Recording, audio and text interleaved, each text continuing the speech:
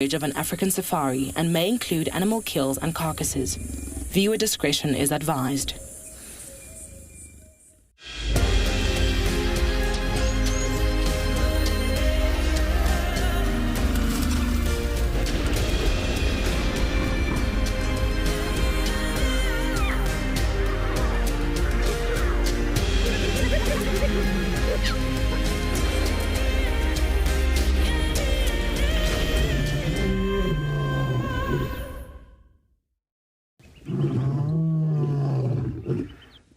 Good afternoon, everyone, and welcome to another wonderful African safari. We are looking at some beautiful impala, both a male and a female, although they appear to be semi-headless right now because they are enjoying their meal. Although a little bit early for them to be feeding, especially because it's been quite hot this afternoon, but, you know, some prefer their lunch dates. What can we say? It's pretty hot out here today, 31 degrees Celsius and 88 degrees Fahrenheit. My name is Ali, and on camera with me today is Morgan. We are very excited to see what's out and about for us out there in the wilderness. If you have any questions, feel free to send them through using the hashtag WildEarth on Twitter, or you can send your questions via the YouTube chat using @FC, or if you want to subscribe on the website or on the WildEarth website, then you can also send questions through there. If you are under 18, please send your questions to kidsquestions@wildearth.tv. Righty, if any of you have any questions about impala, now is the time. It's a very rare antelope. We might never see it again. No, I just joke. These guys are perhaps the most common species of antelope we have in the, or mammal even altogether, that we get around the specific part of Africa. And although they feature on the menu for a wide variety of predator species, they are actually doing quite well and outsmarting many of them. They even almost try to outsmart us, but, you know, thankfully we have a few tricks up our sleeve as well. Well, now they're going. There's another one, because when we found them, they decided to move away and come up in a little mound. But thankfully, my reversing skills were on point, so we managed to keep up with them once more. Our plan for the afternoon, a little bit indecisive still. We're not too sure as to where we're going to go. We're just kind of let the universe guide us somewhere. There was some commotion with elephants earlier on around Galagopan, but there's nothing around there. I suspect more, you know, them having a fight with other herd members than anything else. And there were reports this morning, one of the Chitwa guides just let me know that apparently yesterday evening they had a leopard sawing not too far from the dam. So we might go over there a little bit later and scratch around, see if perhaps we can find whatever it is that they were, you know, whoever it is that was making this call. Because we got pretty lucky this morning with Tlalamba, and I'm kind of hoping, well, the female leopard who's had a kill this morning on the drive, and she's had one since yesterday, and I believe Cedric had some beautiful views of Tlalamba on the tree. And we're going to see if maybe we can find her mother or her stepbrother. Yeah, I suppose it's stepbrother, because they would be from different parents or different fathers, or so we think. Right. I think we've given this impala enough of our attentions for the time being, seeing they have been fairly rude, giving their backs to us all this time. And our next stop will very likely be Leopard Dam. See what's out there when it's nice and hot like this. We've got basically two options. Either the animals are going to come down for a drink, although they tend to do that a little bit later on. Or, you know, we might find some creatures resting close to the water or in the shade of a tree, under the shade of a tree close to the water. As nobody really likes to be moving about. Everyone risks overheating in this weather. I mean, I think they did outsmart us because we went all the way up. And here they are. And this is why there's so many of them. Guys, that was not funny. Seems like only 2 females in this mix and then a bunch of males. So the males are the ones with the horns and the females are the ones without the horns. And they can be in mixed groups, especially at this time of the year when there's no mating going on. But in general, you're more likely to find a group of females and perhaps one male hanging around the area or hanging around with them. And then the males will be in a bachelor group altogether. All right, guys, you've been good to us, outsmarted us. You have proven to be the better mammal. So I'm going to go find someone else.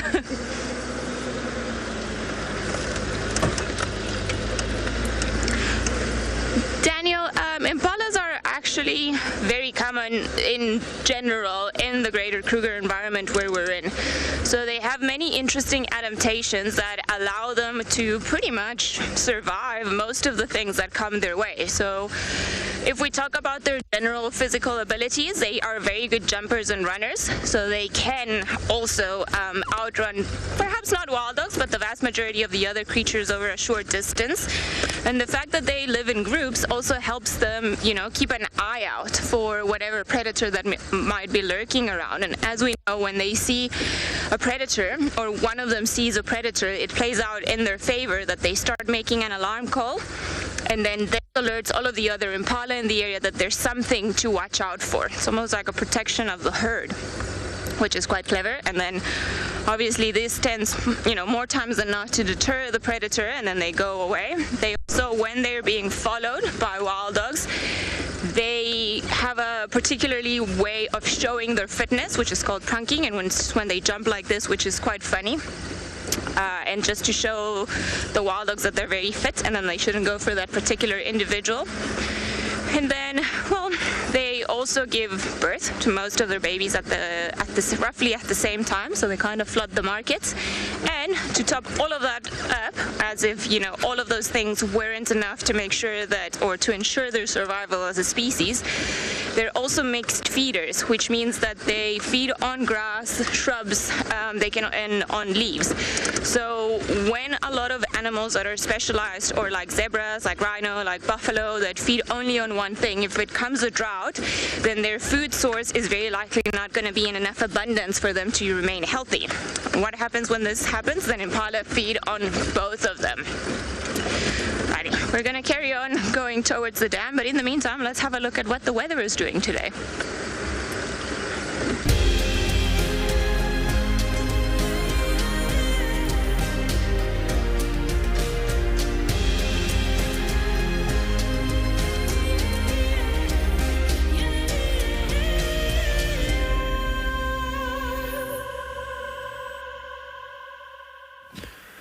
Good afternoon.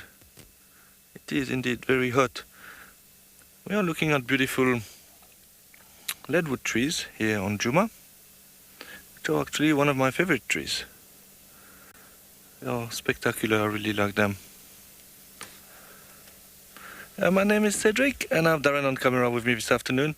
For our plan this afternoon is to bumble around, maybe go check if Batilda is in the area, and later on go see if we can relocate La Lomba and that other leopard that we saw this morning, which we are not sure which leopard it was.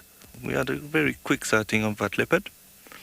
Yeah, Leadwood trees are very, very beautiful, and they have a very dense and hard wood, very heavy wood actually. If you just cut a piece of it quite big, it will sink in water. It is a very good wood as well when the tree is dead to do a barbecue on it. And also you will see just above the trunk there's lots of dead branches on those Leadwood. Because they stay in very acidic area with lots of bad nutrition, they actually sacrifice branches to be able to survive longer. So the bad nutriment will go in those branches, and obviously they will use the lower branches to do that. It's been a while since I saw Batilda, so we're not too far. No, actually we are close to Twin Dam now. We will go drive Battler Road, where she's often seen, and see if we can see anything there. And later on, go back where La Lomba was. Okay, on our side, I think we will continue. In the meantime, we'll send you to JP, who would like to say good afternoon.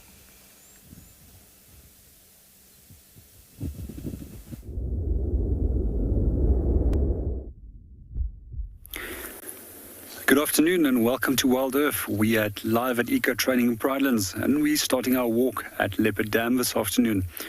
What we'll do is we'll be alternating between the two dams. It's quite hot at the moment, and we'll simply use the shade and wait for the animals to come to us and come and have a drink.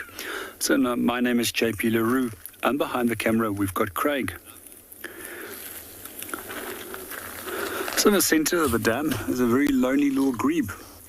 For the last few months, he's been accompanied by a group of Egyptian geese as well as their chicks.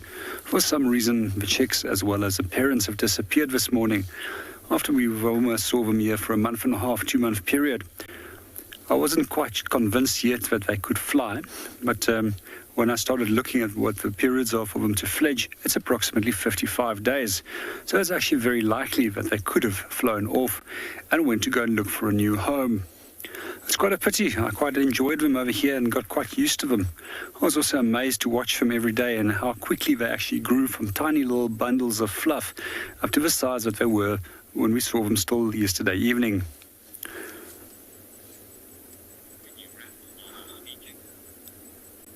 We're going to hang around here a little bit longer and wait to see what comes in to come and have a drink. Let's go and see what the others are up to.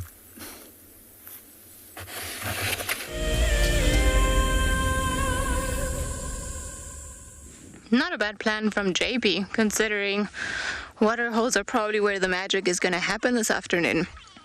We've got a nice group of kudu here. Seems like we might have the antelope roan. So while we're asking, it would be quite nice if we got like a sable or a roan or an eland come from the Kruger National Park. I mean, here's to hoping. Those are more rare species of antelope that we could see around this area. I personally haven't seen any of those three in the Sabi sand, but I do not know that in a property close by to us at Nkoro, they've seen sable every now and again. And also at Mala, I think there was a herd of about 15 or so that live there. But in this case, we're enjoying watching sort of the second biggest antelope that we get around here, which is the kudu. And again, a group of girls. I wonder where the boys are. It's not uncommon to find animals segregated by gender in the wild, so we'll have all of the females and the youngs together. Also for the kudu and the males, they tend to either be on their own or in small bachelor groups. And they're all being very clever and going to drink from the water where they know there are no crocodiles. I think that's where the water hole is, as there were two, so I think the one moved, but they're definitely drinking there. And while we've been sitting here, there's been a squirrel alarm calling in the distance, so I wonder... Oh no, never mind. I see an eagle. That's what the squirrel has been alarming at. That's just been fluttering about. I'm sure the eagle also looking for food, not so much for water, but it's quite interesting as well. Even when it gets hot like this, you might see birds like vultures or different species of eagles just come down and cool themselves down by the water. Water is life in this area, so animals are very well adapted to try and, to first of all deal with these conditions, and then also to just by memory go in the places that they know that there's going to be water. And I think this herd of kudu has kind of been hanging around the Molowati, which has been nice and cool.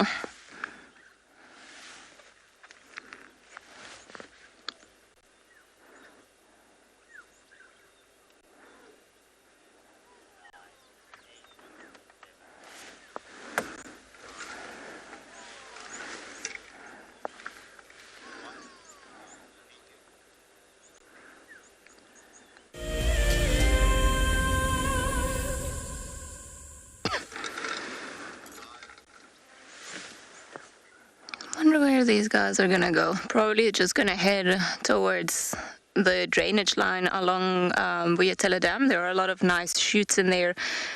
Still a few green trees that have probably more nutritious leaves than some of the ones that are found all around Djuma or pretty much anywhere. We are coming on to the end of the dry season in South Africa, which also coincides with our winter up in this area. And I feel like it's just going to be that last bit of a stretch when it's going to be very hot and dry before the rains come. Although yesterday we got properly soaked. That was an experience. It does happen that it'll rain every now and again in September, and then that just kind of ground soaking helps to bring out some of the shoots, especially around the fire breaks or the areas that they burn to prevent fires from jumping from reserve to reserve. Because it's been burnt around that area, as soon as we have some showers, then, we have this explosion of brand new green shoots of grass that are found there, and a lot of animals come and enjoy them, especially animals like zebras and buffaloes and things like that. I wonder where those buffalo we had yesterday went off to. Might be something to go look for them. I think maybe the Talamatis were still trying to trail them. They were found this morning a little bit further north in Buffelshoek, so they're still kind of around the area, and there might be hope that they'll come around, but unfortunately they're an area where the signal isn't great. But maybe now that we've put a lot of kudu on screen, we can show them what the menu looks like. Maybe they'll come back this way. A big kudu like this, I would say, or a big male, is probably around, I want to say, 300 kilograms or so. So it might be very good for them in terms of, a plentiful meal. Yesterday or last night when we were with them, they were trying to catch impala, and impala are still much smaller than kudu. And yes, there's still food, but they won't keep the lion sustained for too long. So I think maybe we must just, tip them off and tell them to come right in front of Vuyatela. It's a great place to be. There's some shade, there's some water, there's some food. What else could they possibly want? Kudus are very clever, standing all of them by the shade. Alright, I think we're going to leave the kudu. I don't know if I'm going to reverse down here. Might be an interesting feat. We are on the dam wall, but I actually want to go in that direction because there's a road I want to take on there. But if I don't reverse out of here, there's a nice little thing here, then it's going to take us a very long time to get where we want to get. But thankfully there's this little spot over here which we're going to make use of, hopefully without falling into the dam itself. And then we'll just go in here, because even the squirrel was lying to us, so I feel like maybe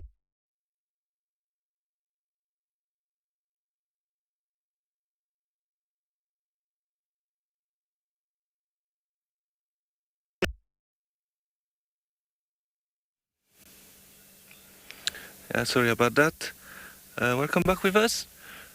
Got a little technical issue on the other side with Ali there. So we on Battler Road looking for Batilda. There is one eagle flying very high in the sky actually.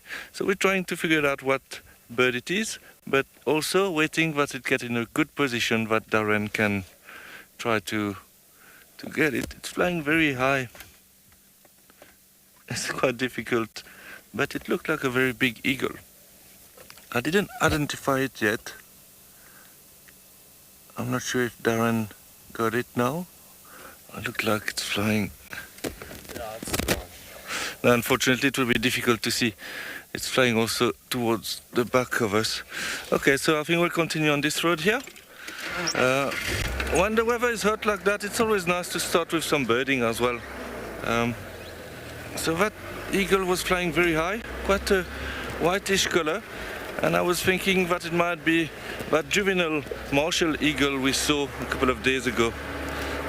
But we are on Leadwood Road. Quite a nice road to do, especially for battlers.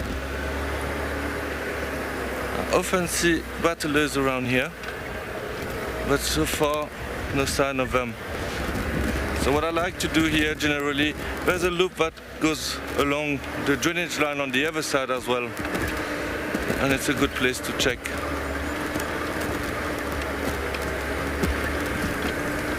So we'll slowly do that. I'm hoping to find some elephants as well. And see.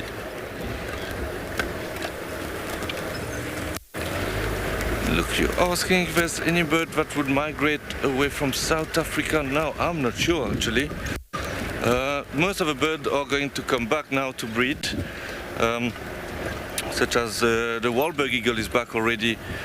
There will be the woodland kingfisher coming back a bit later.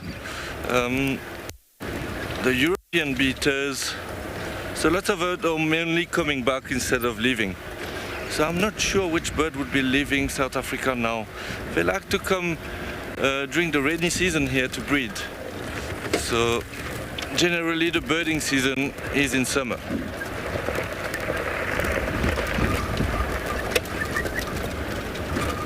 And it is a very nice time for birds in summer. It's quite amazing now. Everything is dry, but I'm sure you saw before the show when it's summer. Everything is green and there's beautiful birds of all different type of colors. It is very, very nice for birding. If some of you know if there's a bird that migrates away from South Africa just before the summer season or during the summer season, please let me know. Birding is not very easy. It takes time. I know JP is very good at birding, but it takes time. So yeah, you have to have patience and work around. Talking about JP, let's send you to JP, who's at the waterhole.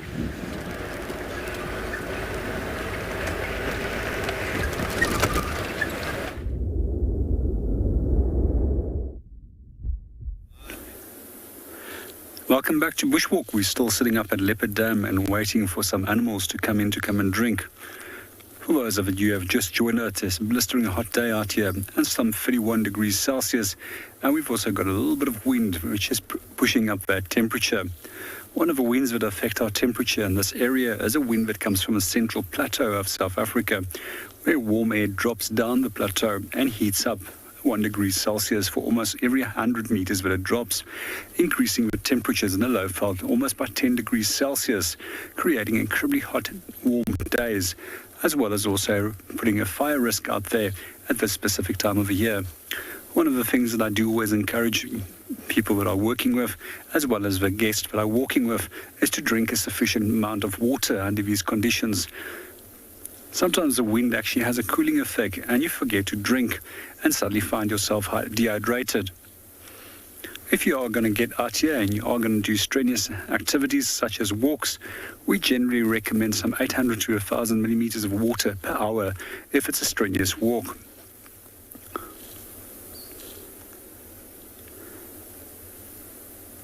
Just like us that are dependent on water, so is a number of different animals as well as birds, and those are the ones that we're busy waiting for.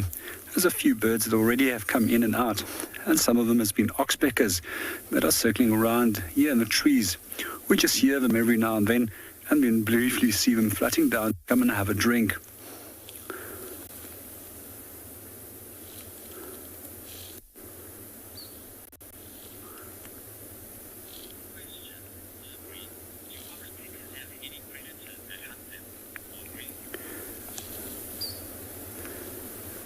Good afternoon, Aubrey. And with regards to your question, if there's any predators for oxpeckers, yes, there is. They would be vulnerable in their nest with species such as genet can potentially take them. I suspect potentially steal the eggs if they can reach into the nest, as that they are whole nesters that will nest inside a natural cavity in a tree. We sometimes see them even nesting inside pipes. Snakes would definitely be a threat to the birds when they're in a hole at night, as well as to the chicks. And then also a number of other reptiles, such as rock monitor, can potentially pose a threat to them. And then when they do come and drink, there's always risks such as gabar goshawk, which often frequents waterholes, and a number of other sparrowhawks that can potentially capture them. I've personally never seen a oxpecker being taken by a predator, but one of the interesting things that I have seen over the years was actually an oxpecker which went up into a rhino's nose, and he by accident sucked him up and then got tickled inside the nose and sneezed him out. I felt quite sorry for the oxpecker because he bounced quite hard off the ground. I'm sure he didn't know what hit him, and neither did the rhino as he was bouncing up and down on his feet and then left.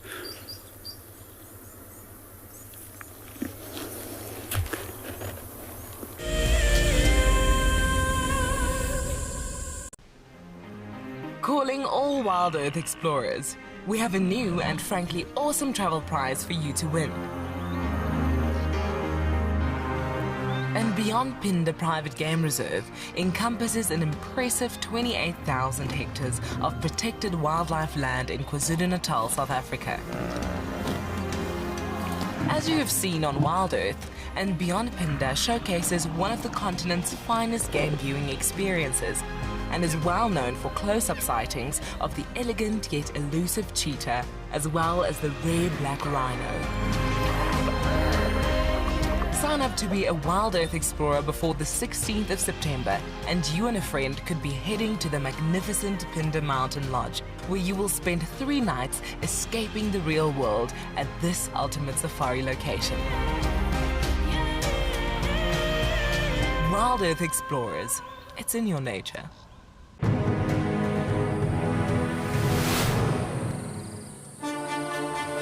It's day one of the annual South African Guide of the Year competition, and our first foot into this competition this morning is all about tracks and signs. We're going to call you in one at a time. Just look at it, the information will be there. Our 5 guides have been tasked by the judges at figuring out who is what is who, and where they go in the bush. Either Franklin or guinea fowl, but because of the volume of other deposits in the area, we went with guinea fowl.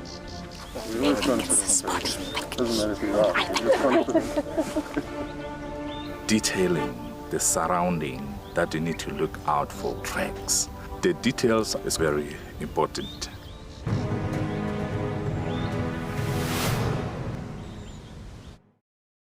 Something very, very interesting. I didn't plan this, but this is a scene rarely seen. This is what we call a journey of giraffe. So beautiful.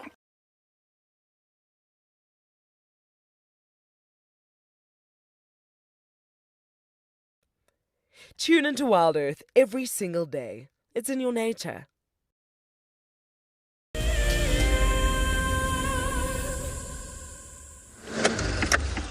Alrighty, we just stopped here because we had an interesting moment between a lilac-breasted roller, which is just that bird up in the tree there, very beautiful, and a yellow-billed hornbill. Not too sure what happened there. I think there might have been a spat over a little insect or something along those lines. And unfortunately, the bird is really not cooperating and being against the light. But it is a very beautiful bird. Oop, gone down. With very bright blue colors and then a lilac breast, and then hence the name lilac-breasted roller.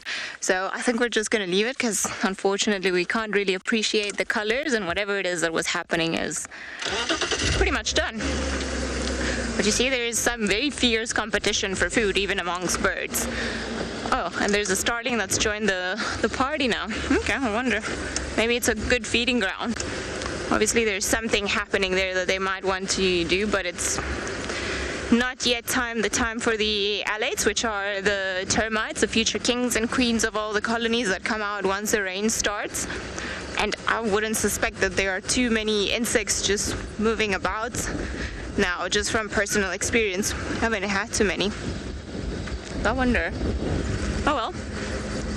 We're just gonna go up towards Philemon's cut line, see if maybe we can see any tracks for anything there this morning. We did have tracks this morning for a male leopard on the main axis, but unfortunately we kind of lost signal and got attacked by gremlins, and you know, the gremlins won this morning.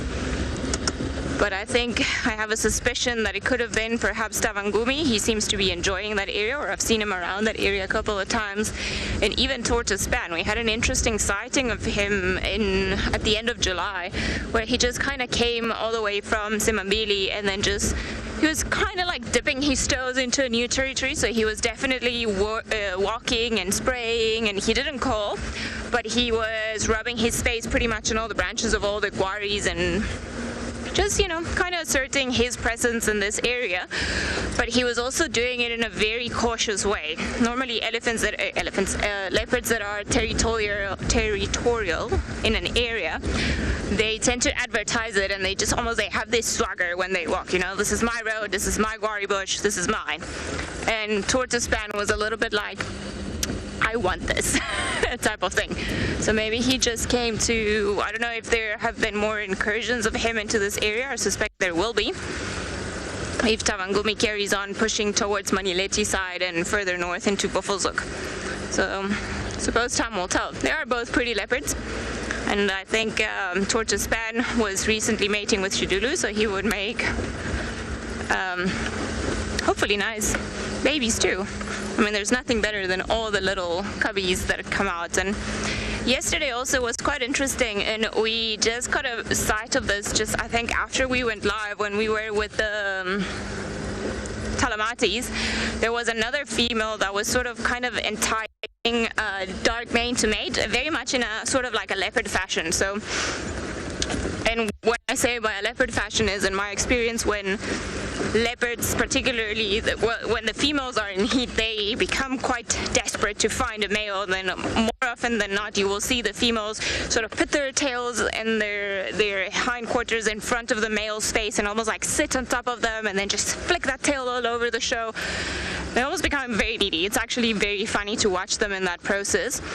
And then I saw the one lioness doing exactly that yesterday, so I was giggling because lionesses, they do it, but they don't do it as much as leopards. So I think that they were mating not long ago, or two females were mating, and then, like I said yesterday, the young female without the tip of the tail seemed to be trailed by a young male and dark mane, and then this other adult lioness that was with the group yesterday was also doing it. So it'll be interesting times ahead.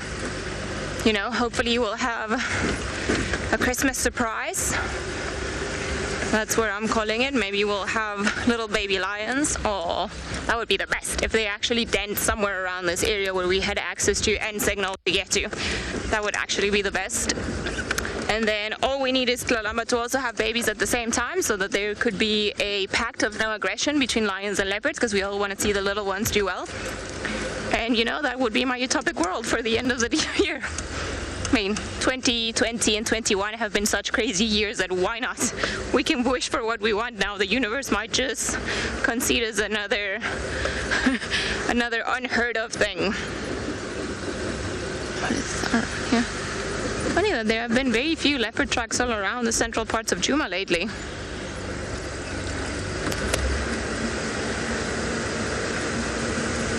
Tati, leopards, they reach sexual maturity when they're about sort of 2.5 years old. But then the females can start mating from as early as 3, or depends a little bit on the area and the way that and their general condition. But then the males would normally only get a chance to actually start mating and siring their own cubs later on in life, perhaps from when they're 5 sort of onwards, because then in order for them to actually mate, they've got to establish themselves as the dominant male in a particular area.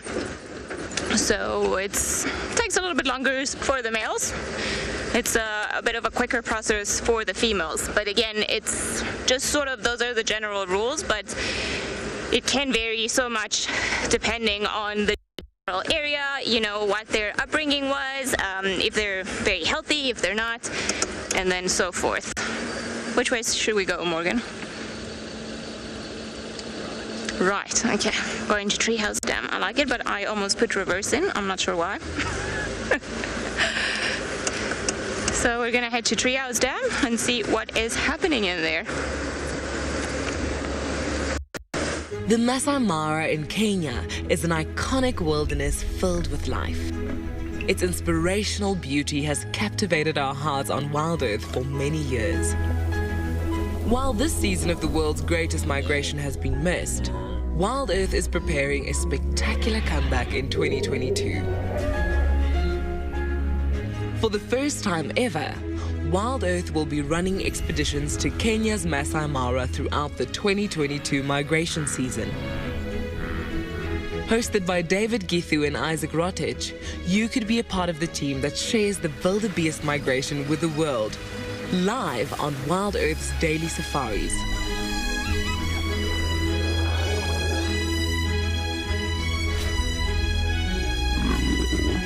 If you're interested, then head over to our website to find out more.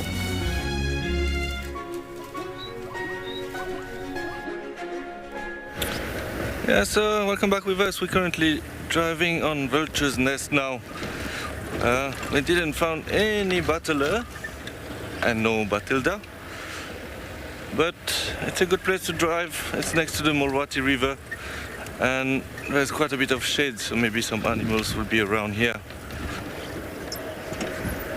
Yeah, it's a very quiet start for us, but it is still early and it is very hot, so it is quite normal. I'm hoping to find some elephant as well. We didn't see any elephant on our side this morning, but saying that, we spent the whole morning with Tlalamba.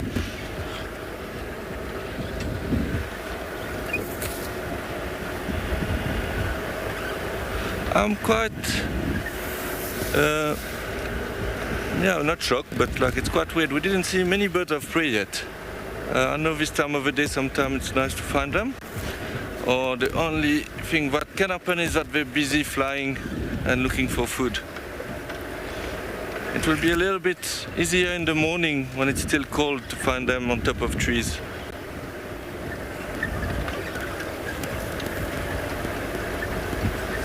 Gavin, you're asking what is the biggest raptor that you get. I know that for the eagle it's the Marshall eagle, but apparently that the secretary bird is also a raptor. If I understood that well, last time there was a question about that. So maybe the secretary bird will be bigger, but like I would say it's the Marshall eagle as the eagle itself. It's very big, but if we consider that the secretary bird is also a raptor, then I would think that the secretary bird is a little bit bigger. I might be wrong there. But for the Marshall eagle, in terms of eagle, I'm sure it's the Marshall eagle, which is the biggest eagle that we found here. Secretary bird, it's not very easy to see. They probably like more open plains because they hunt on the ground. Last time we drove here, I saw actually a very nice RSA oak, so I'm looking also for that now.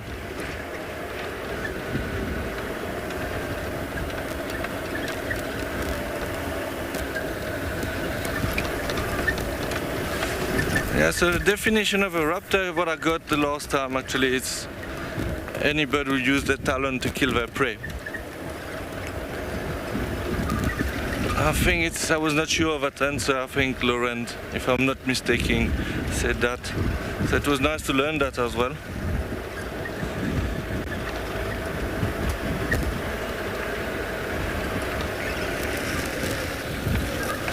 Didn't see much tracks. So what we will do now, we'll get to Central Road. I will try Central Road as well, then made our way to Buffalo Dam. There was some report of some buffaloes in that area this morning. So maybe we can look for some buffalo. And when the sun is going a little bit lower, we will try for the leopards again. Oh yeah, a very fast tinbuck. Some of them like to stay still when we come, some of them just like vanished.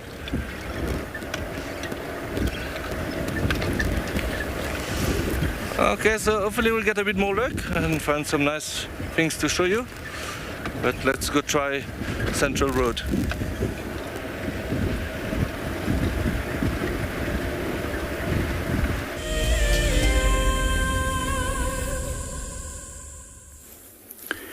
Welcome back to Bushwalk, and I also wish Cedric all the best of luck with finding his animals. Over here it's just as quiet, and the only things that have been moving is actually birds. We're going to sit here a little bit longer in the hope that some animals are going to come in for a drink before we move to the next dam. We've also been looking at the temperatures for the next few days, and they're pretty much going to be 31, 32, 33 degrees Celsius. And by next week, Tuesday, the temperatures will cool down a little bit. During these periods of incredibly warm fronts that we are experiencing, we normally see that there's tiny little clouds with cirrus clouds that are forming. Those are those wispy clouds that are incredibly high up in the sky. They're indicators of warm fronts, and the next warm front is always followed by a cold front, just as what we experienced yesterday when the cold front moved through the area. That's a continuous cycle that we find throughout the system when it comes to weather. However, at this time of the year, the cold fronts become less and less and less. And we also find that there's a lot of moisture that gets fed in from the coast into the interior of South Africa, setting up conditions for rain, making it a high summer rainfall area, unlike the Western Cape region of South Africa, which is predominantly a winter rainfall area.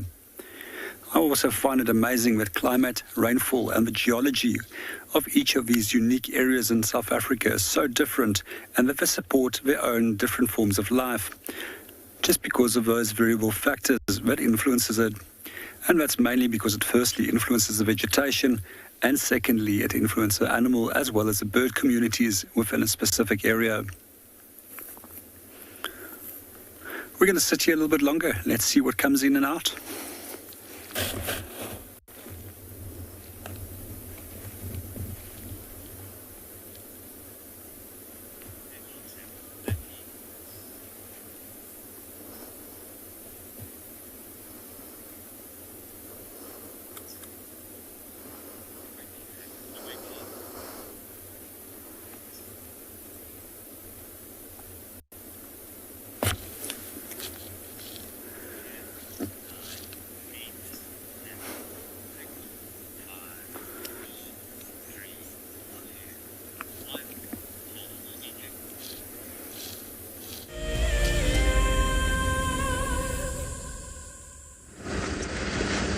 Well, there wasn't much happening at Treehouse Dam, so now we are moving towards Twin Dam, see if maybe something's around there.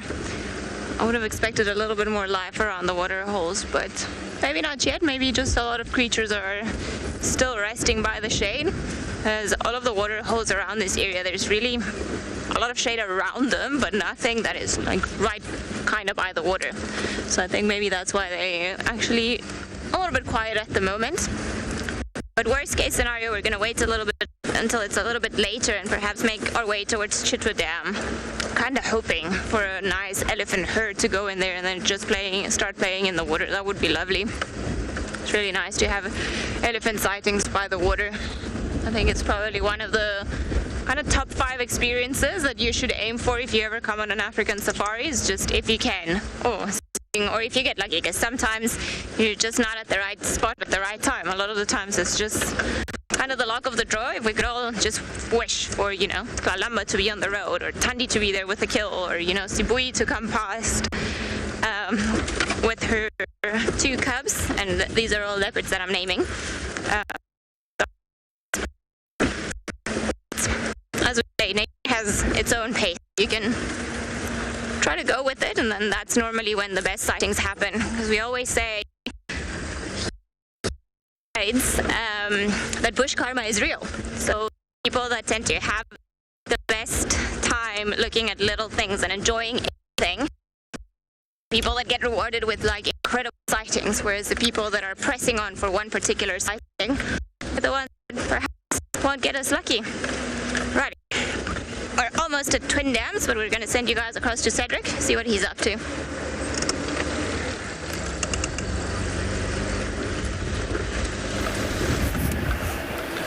Yeah, welcome back with us. Sorry about that. I just want to stop quickly, checking in the nest there. I'm not sure if it's anything, but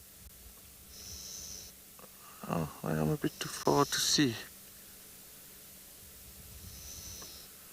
Might be just a branch sticking out of the nest. We can get a little bit closer in front, so let's go see. Yeah, so we're still on Central Road. So, sorry, a lot of driving around this afternoon so far. But obviously, you have to cover some ground to find the animals. It's very rare that they come to you, unless you're sitting at a water hole and you wait. With some patience, they often come.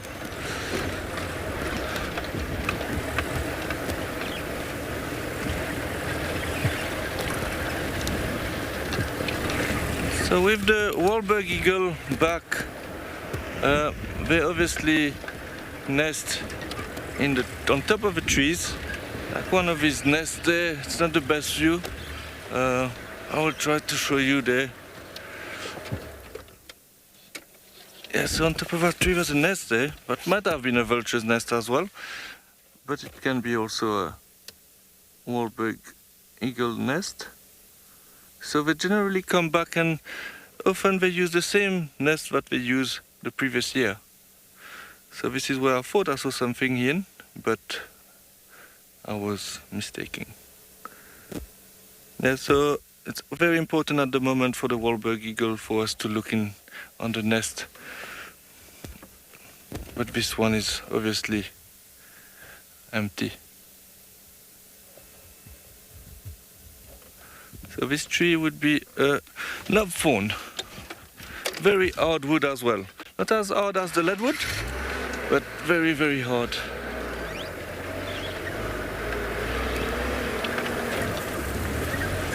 I'm hoping to find some buffaloes around Leopard Dam. If there's nothing, we will go on the leopard mission.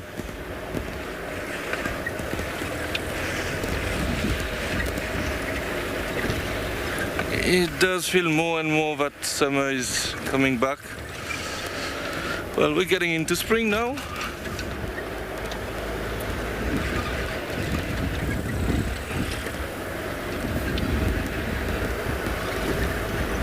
And soon we will start, even before the rain, some trees turn green already.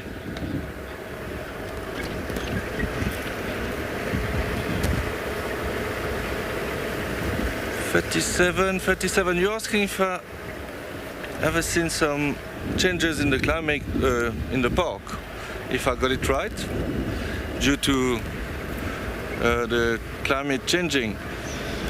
So I haven't been here longer enough to see any change, but it's true that sometimes, like I feel that this year summer is coming a little bit early.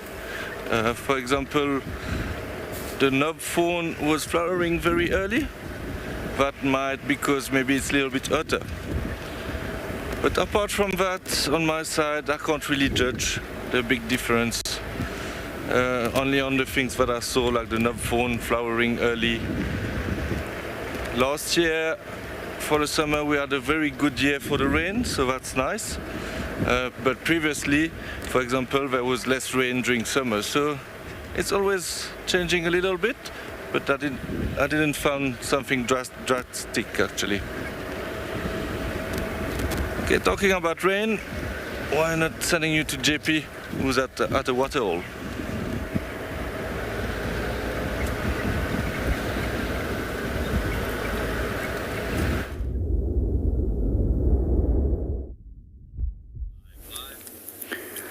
Welcome back on Bushwalk. Our first animal has come in to come and drink, and it's a grey duiker.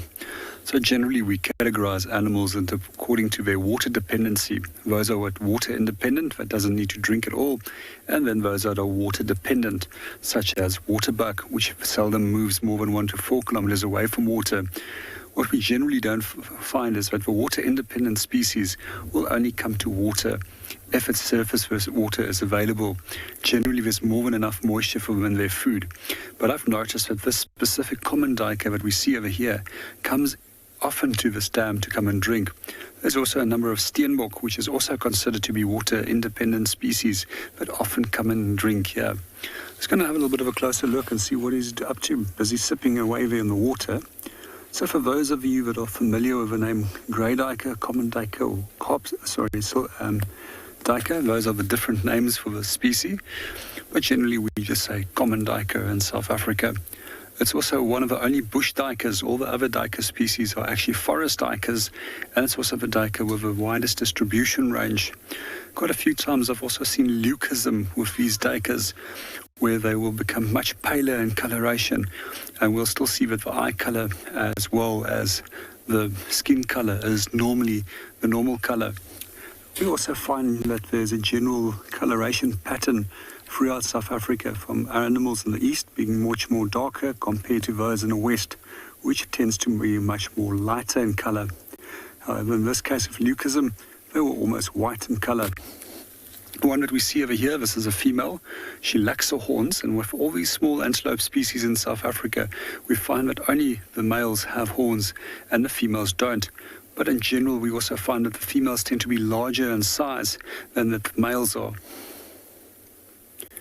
Also a particularly interesting antelope, as it's one of the very few antelopes that's actually ever been recorded eating meat.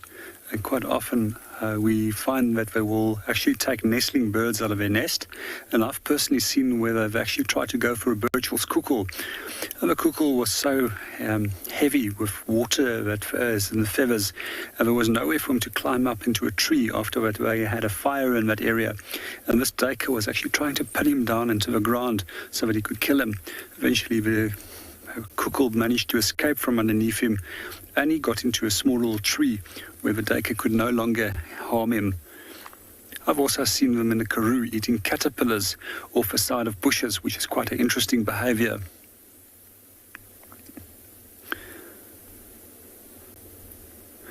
Some of the other animals out here that I've also seen eating insects is quite often jackal. And one of them that I've actually noticed that they were eating armored ground crickets, which is probably one of the most disgusting insects that you can potentially eat.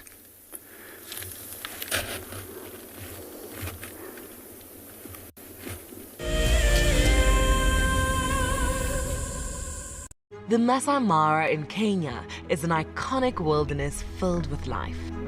Its inspirational beauty has captivated our hearts on WildEarth for many years. While this season of the world's greatest migration has been missed, WildEarth is preparing a spectacular comeback in 2022. For the first time ever, WildEarth will be running expeditions to Kenya's Masai Mara throughout the 2022 migration season. Hosted by David Githu and Isaac Rotich, you could be a part of the team that shares the wildebeest migration with the world, live on WildEarth's daily safaris.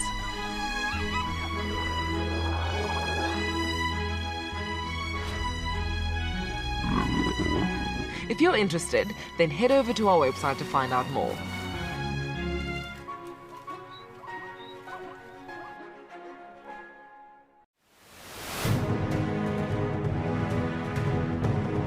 I think sometimes you need just to listen. So it's a kind of taking out all that other spirit and bring back wilderness and healthy. Bushwalk and trek and sign. I'm sure I'm good at that. I spend most of my time on the ground since I was a young boy, so I think I'm good with that. Actually, I'm not much nervous of any category. Just take it as it is. Yeah.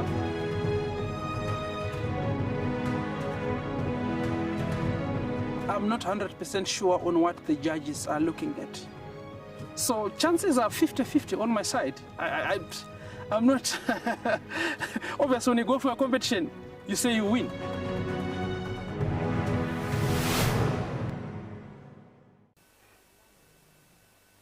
This is a battle of two great carnivores of the African wilderness. Whew. Whoa! You don't want to be under those jaws. Definitely, this round goes to the lion. Look at that. Fantastic. Expect the unexpected here on WildEarth daily.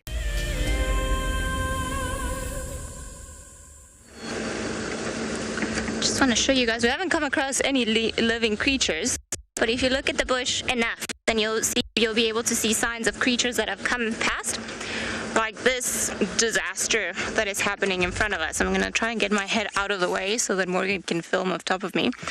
So if you see all of the different branches, they've kind of been like pulled apart and then just kind of being dropped off there, and you can see the bark has been removed around some of the branches of the tree.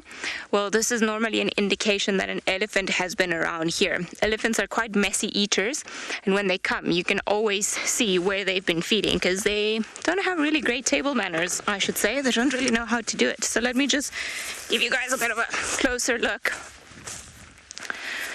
So if you see around here, what normally happens is, obviously this will be attached somewhere in the tree. I don't know, we can choose which part of the tree we want it to be attached to. And then as we've been seeing, they tend to like put it on the side, and then they start eating and they push it all the way up to their mouth where the molars are, and then it just kind of starts like rolling like this. And the reason for it is that they're trying to get rid of the bark. You can see it's quite shiny on the branches that are still attached to the tree. And by getting rid of the bark, then they get to this layer over here of the tree, which is called the cambium layer. And it's the layer, the living part of the tree. It's the layer that is responsible for transporting the nutrients from the leaves with the process of photosynthesis to the rest of the tree, and then from the roots in the water all the way back up. So especially at this time of the year where there aren't too many palatable grasses and there aren't too many green things to eat, let's put it that way, we find that elephants tend to do this a little bit more, and they seem to target some species of tree because they might just be a little bit easier to eat, particularly marulas this year. And you see here's a proof that elephants have been around and they are the culprits. Undeniable elephant presence around here. And knobthorn trees, especially at this time of the year.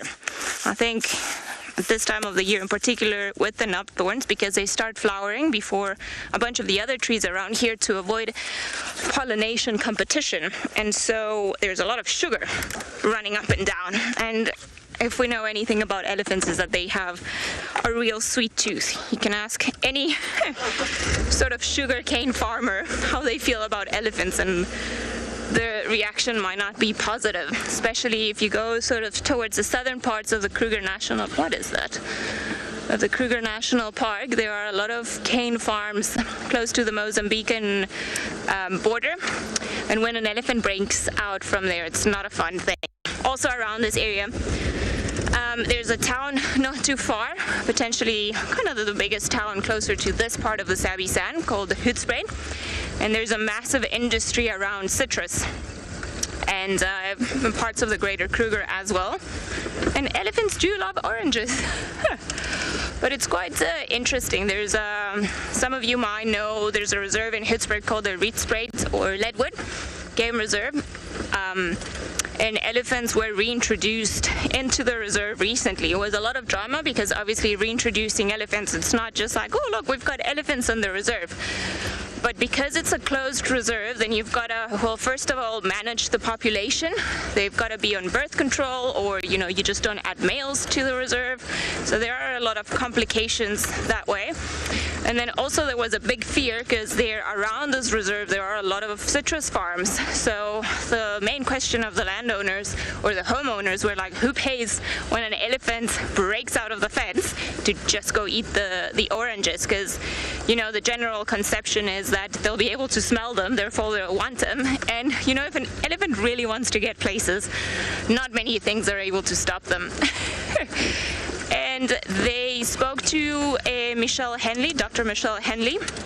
She is the head of an organization around the area that deals particularly with elephant conservation called Elephants Alive. And her feedback was that if elephants haven't tasted oranges before, they won't know what they are, so they won't feel the need to just go into an area and then just eat them, which I thought was pretty interesting, because we know that human-wildlife conflict is an important part of conservation, especially around more rural areas of Africa. So in those areas, elephants raid crops often when there's no fence around it. And there's a very interesting documentary made by a South African company called On the Edge of Existence that just has sort of like a more in-depth into what the human-wildlife conflict is just outside the Serengeti National Park in Tanzania. And you know how people live with buffalo and elephant and hippos around, and what the problems are, what the challenges are, why certain people poach, why poaching exists. So it's very interesting. If you want to get a bit more of an insight to that part of conservation, it's always nice. But I think it's really interesting that if elephants don't know what it is, they won't go for it. And yet in some areas, because they know what it is, or they've learned what it is through experience and how easy they can just walk in and out of a village, they just come and destroy everything. So yeah, that's that for elephant conservation. And what is this? This is a track. And in a lot of areas around here in the Kruger National Park, a lot of people refer to, you know, an elephant problem when there are too many elephants in an area, but I think the last census I read was that, you know, the carrying capacity of Kruger is actually fine. We don't have like a incredibly huge overpopulation, but part of the problem is, again, elephants used to migrate from here all the way to Tanzania during, you know, drought times, and I'm talking now like maybe about a century back. And we put roads and fences and things. So is it an elephant problem, or is it really a human-induced problem? All right, I'm gonna leave you guys with that very philosophical question and send you guys over to JP and see if he can see any elephants from where he is.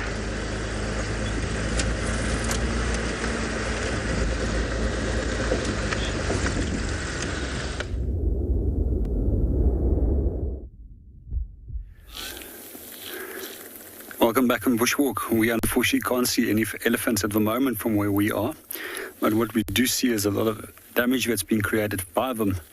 But quite often with them creating damage to trees, the trees die off and there's a number of natural rot holes that form in those trees. And what we have over here is a track of a monitor lizard, and here we can see one of the little footprints, and it's going into this direction. And it's very likely that he's gone up into this tree and he's somewhere inside the cavity of one of those holes. Well, there's also another tram line of him coming into my direction. So he's most likely went up there and then came out again. This time of year, the monitor lizards tend to start walking around quite often in search of mates, as they will mate, and then so temperatures start increasing. I'm just having a quick look in those little holes to see if he's there. So the one that I suspect it can be is possibly rock monitor, as they often go up into trees. They quite often will overwinter there as well, and what they're after is they'll be looking for birds, their eggs, as well as anything else that they can find. They also come down onto the ground and where they often dig, and they'll take out things like scorpions and feed on ground nesting birds and their chicks and eggs as well. I like rock monitors. They're probably one of the largest monitor species. We were discussing them the other day and said we find that they're closely related to Komodo dragons, and they fall into the same genus. And just like Komodo dragons, they do have some form of toxins in their saliva. It's also one of the reasons why they placed them into a group which is currently known as a venom clad, which includes species such as chameleons as well as agamos. Unlike snakes, they cannot inject with venom. One of the characteristics that they do have with snakes is a forked tongue, which they'll actually use to taste for air, and you'll often see that little tongue being flicked out, and that's used for finding food, but also for finding a potential mate. Once they've mated, they'll often lay their eggs in the side of termite mounds, and the consistent temperature which is generated by that termite mound will then assist with the incubation of their eggs. We're going to hang around a little bit longer and see if we can see anything in one of these little natural cavities in the side of this tree.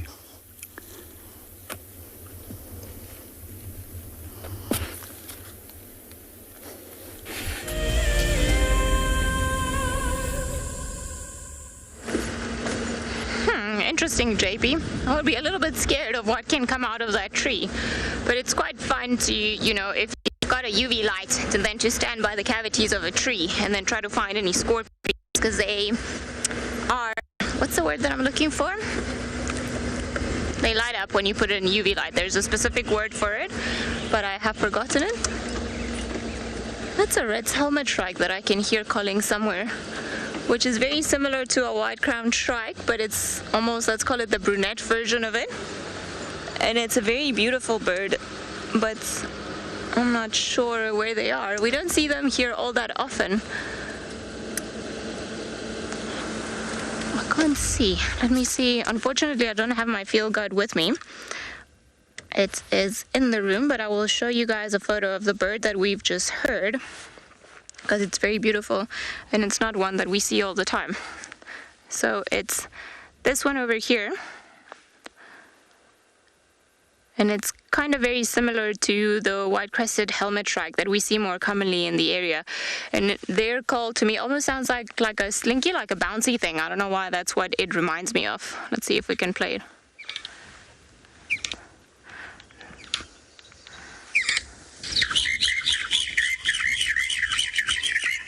So something along those lines, but the one that we see here, white crested, it's a very long name. The one that we see around the area, then it's got a kind of like a very similar eye, but yellow rather than the red one that we see, and it's, you know, sort of like a white and gray version of it. Those are the ones that this is the one that we see more commonly in the area. Well, that was nice. Unexpected, even though we didn't see it. Maybe somewhere around here, although I'm not too sure where. Cool. Well, carry on. Maybe we'll find them again.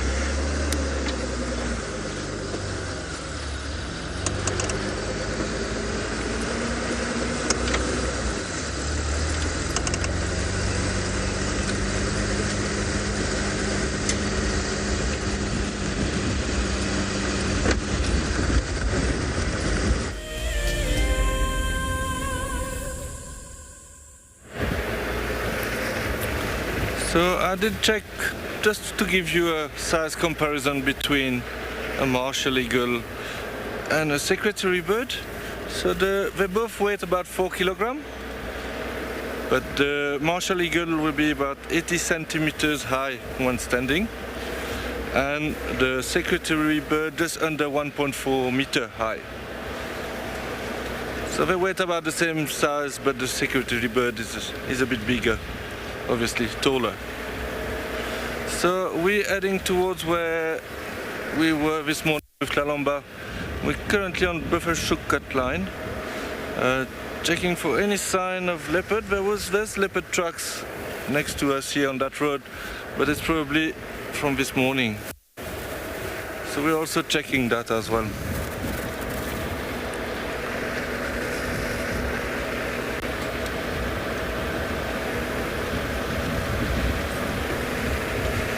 It is quite warm, unfortunately for us now. We're driving west, so we're having the sun straight into us.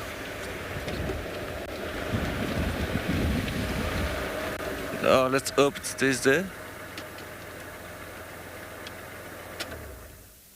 So that would be a southern white-crowned shrike.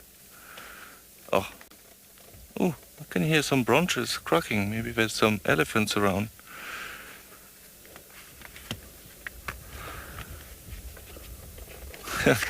So we did do some birding earlier, but I was hoping for a bit of bigger birds.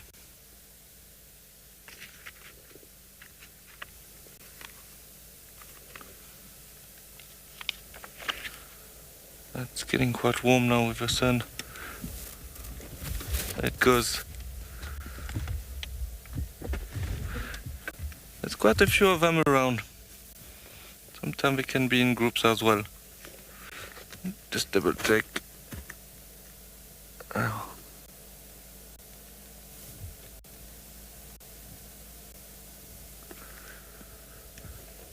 It is very quiet. The only thing that I'm hoping now, I just heard some branch cracking in the distance. Maybe there's some elephant around.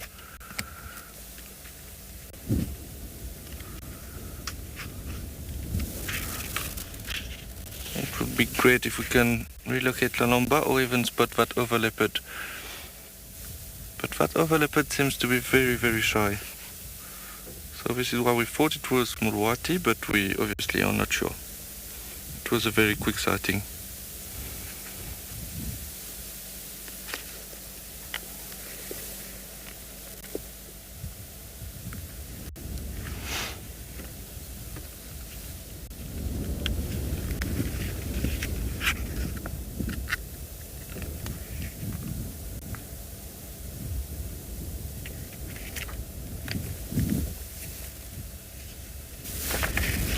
There's a bit of wind at the moment,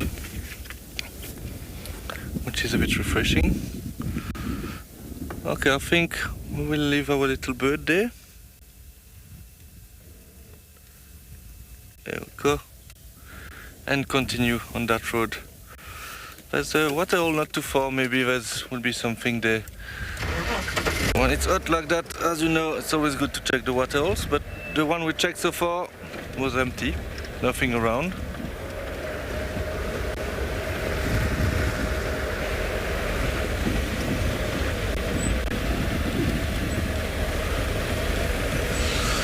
Yeah, this morning we had such an amazing sighting that it's not every drive that you get lucky like that. There we go. I was hearing some branch cracking, and we found a nice elephant bull.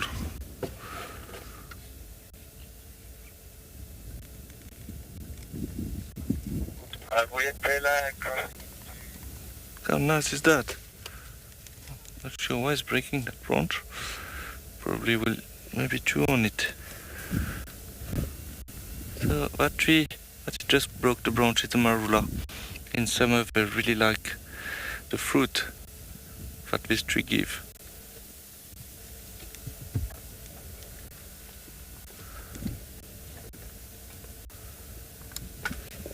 We saw one elephant bull also here yesterday.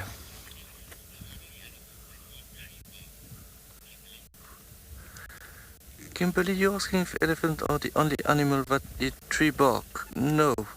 There's other smaller animals who does that, such as the porcupine. And one quite interesting thing about the porcupine is that they like to chew the bark of the tamboti tree. And the tamboti tree is actually a tree which have a latex which is quite, how do I say that, poisonous in it. So not a lot of animals even eat the leaf of the tamboti tree, except sometimes some black rhino or giraffe. But apart from that, not a lot of animals like to feed on that tree. So the porcupine like to eat the bark of that tamboti tree. Also, for example, it's not good to cook on that wood from the tamboti. Sorry, just changing from the porcupine to a tree. Because the smoke that you get out of when the wood is burning can be very toxic. Yeah, so at top of our head now, yeah, porcupine will feed on bark, tree barks as well.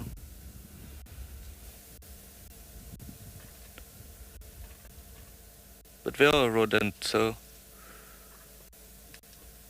it is quite normal. This is quite a big elephant bull.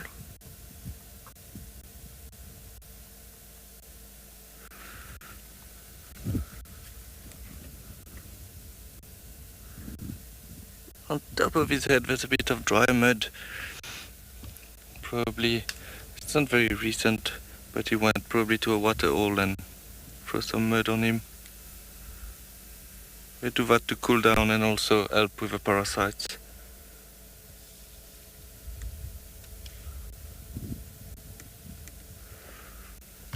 So you can see the shoulder blades coming out just behind the head there. This is from where you measure an elephant. So when they say they can be up to 3.54 meters high, so that will be the distance from the top of that to the ground. This one is quite big, a very big head.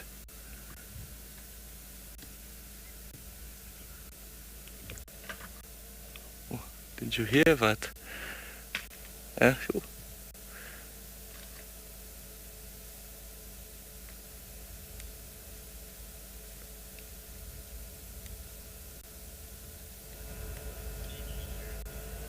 So apparently you can hear it a little bit, so he was chewing on that branch there. It was like a echoing sound. Obviously the trunk is very important for them. They use it to bring food to their mouth and also water. They also breathe from their trunk. And the sad story sometimes is it can happen that some elephants lose one part of their trunk. This is due to human interaction when there's poachers who put place to catch food. That's quite not nice. But even if they lose a short part of their trunk, we can still survive. So the trunk can be composed to up to 100,000 muscles, so that's a lot of muscles.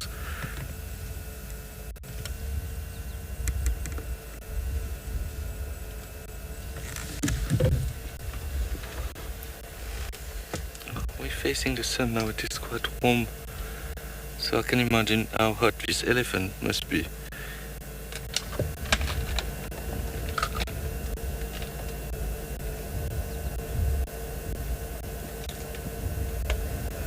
We are actually very close, I think, from the sighting we were this morning. And I remember we were hearing elephant in the background, not Darren as well. So maybe these elephants have been around here.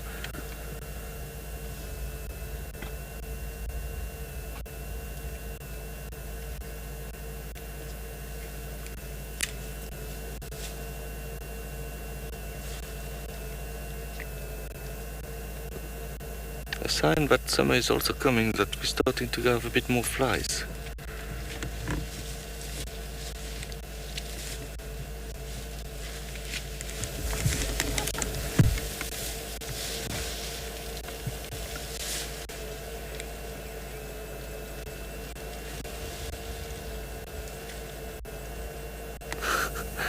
Nice is that? I wanted to break another branch there, but decided to stop.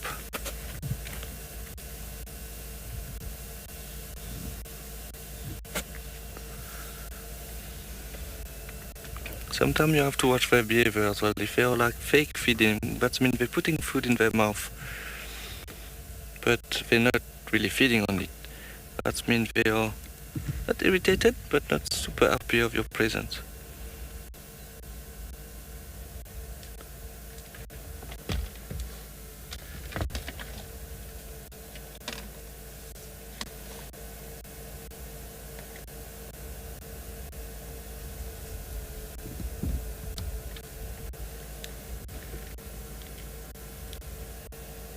We are quite on the elevated area now, so it's quite nice. We can see the whole western part of the reserve. Well, not all of it, but a good part.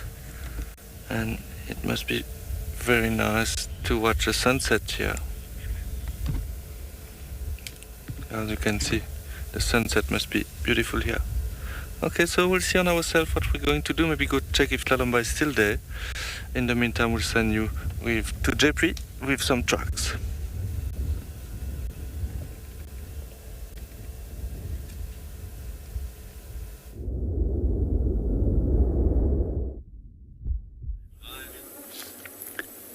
Welcome back on Bushwalk. While Cedric is busy viewing elephants, we're actually looking at elephant footprints and some other field signs that has been left behind. Right over here, this is a hind foot of an elephant, but we can see over here, pear-shaped or oval compared to the front foot, which is round. We can also see those tiny little crack patterns right over here, which I've mentioned on several occasions, which is like fingerprints for humans, and we can use it to identify specific individuals. But what actually caught my attention was the sun reflecting off this elephant hair. And here we can see it's probably just over 30 centimeters in length. Quite often these are collected by people for making use of it as making bangles. However, that's something I personally frown upon.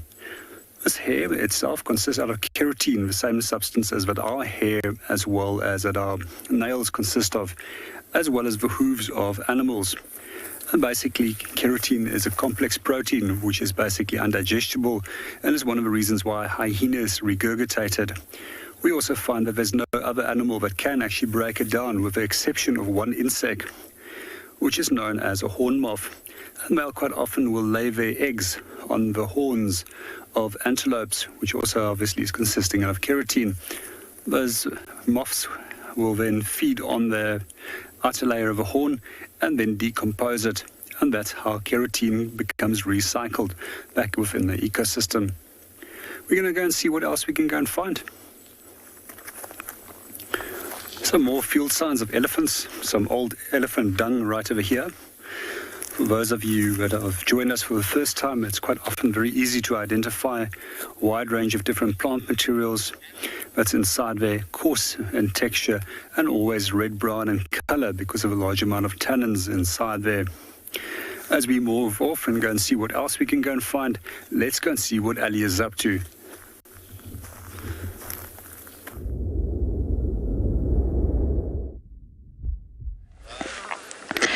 Well, we got really lucky. Seems like we've managed to catch up with an old friend. Reports from this morning then came onto the radio that we have Thandi and Maribs potentially on a kill. We've only seen Thandi, but I'm not too sure. I would imagine he's somewhere behind the dam wall on Torchwood. But there's a hyena that was also lingering around. And we're unfortunately a bit of a distance, and my binoculars might be a little bit on the old side, so they might need new glass. But it seems like a steenbok or potentially a Ngala kill. I'm not 100% sure. We haven't yet looked through the camera. So she's at the base of the tree, and then she's put her kill all the way up here. Also a little bit tricky to tell because of where or the way that the sun is shining at the moment. But if we're patient, I'm sure we'll be able to maybe devise a new way of getting into behind the dam wall. She's lying on the rocks, potentially because they're nice and cool. But we can't drive on the dam wall, I don't think. So we can just stick around, and then we can play around with a bunch of different angles to see what we see. But it's quite nice just to be able to enjoy our time here. Not a bad day when you are spending it with leopards. Not a bad day indeed.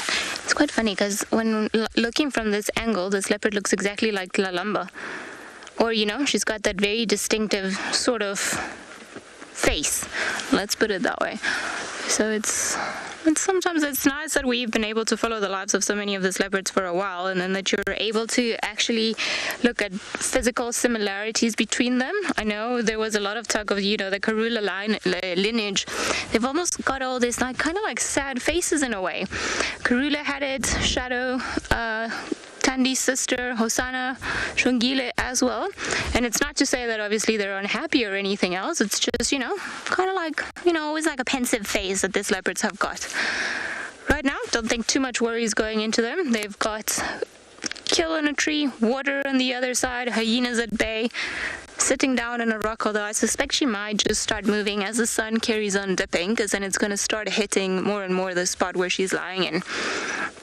But not a bad day to be a leopard. And it's funny because the guys from Tswalu, then they gave me a report earlier that she was heard calling yesterday. Well, they actually said just a leopard was heard calling on the Molowanini. So I suspect what happened was that she made the kill, and perhaps maybe she went and looked for, as Tristan would say, her delinquent younger son that was probably up to no good, doing his own thing, being his own leopard. And then she was apparently calling, and I suspect that, you know, she started calling harsher just to make sure that Maribs understood and came this way to try and come to her. I mean, there were goodies at the end of the rainbow, so I don't think she was being a bad mother or anything like it. She was probably just, and it's funny because she used to do it, or Tandi used to do it with Tlalamba a lot, where Tlalamba will just not answer to the chuffing calls and the slow contact calls of the mom until made Tandi get very irritated, and then she would start calling and, you know, just be like, almost like shouting, like, where are you? And then she would reply, or eventually pop up from somewhere. The little, rebellious daughter that she was. Where are you going?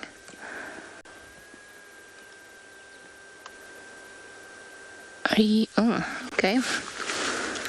Just hiding in a bit of a better spot where there's more shade.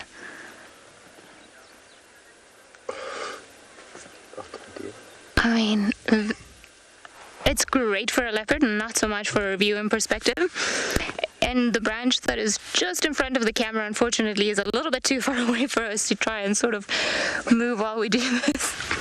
I think maybe what we'll try to do is perhaps reposition, see if we can find a bit of a clearer view of her. Yeah, that might be our best option.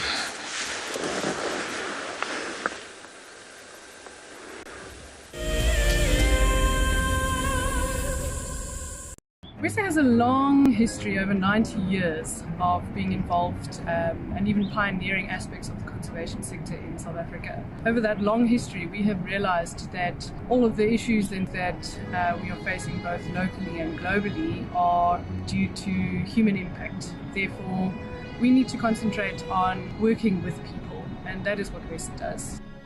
What makes me passionate about the work that we do at WESA, and in particular the work that I engage in, is actually connecting with people. Currently the work that I'm working on is working with youth in a skills development program, and just to meet the youth and to hear their stories and to bring them opportunities that we hope will have some impact on their lives really, really fuels me to get up every morning.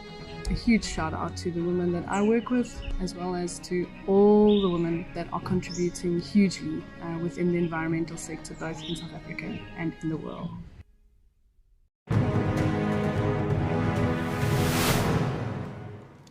And I turned to Shaw and I saw that she had this panicked look on her face. Either she was afraid that something had happened or she was afraid that she was going to miss out on something.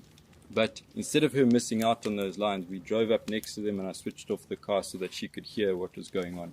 Now, these lions had killed a kudu, and she could hear these two cubs, both 8 months old at the time, busy pushing and shoving each other out the way to get to the best parts of the meat.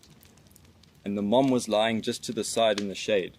Now, I'd known that before losing her sight, Sean probably knew what a lion looked like. But I really wanted her to know what this lion looked like. So for the first time in my guiding career, I started to describe to someone what a lion looked like. And I found that, I started to notice things in that lion that I'd never seen before.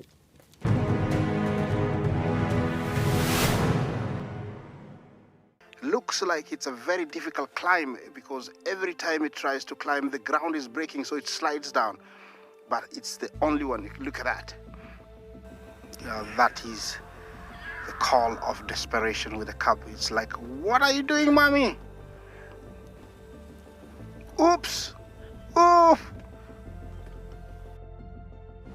Expect the unexpected here on WildEarth daily.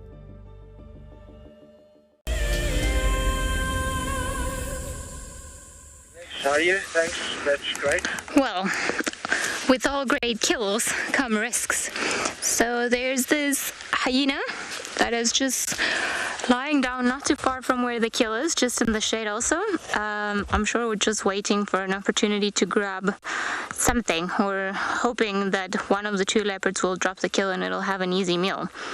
Judging by how fluffy it looks and by how nice and round and perfect the ears are, I would imagine this is a younger hyena.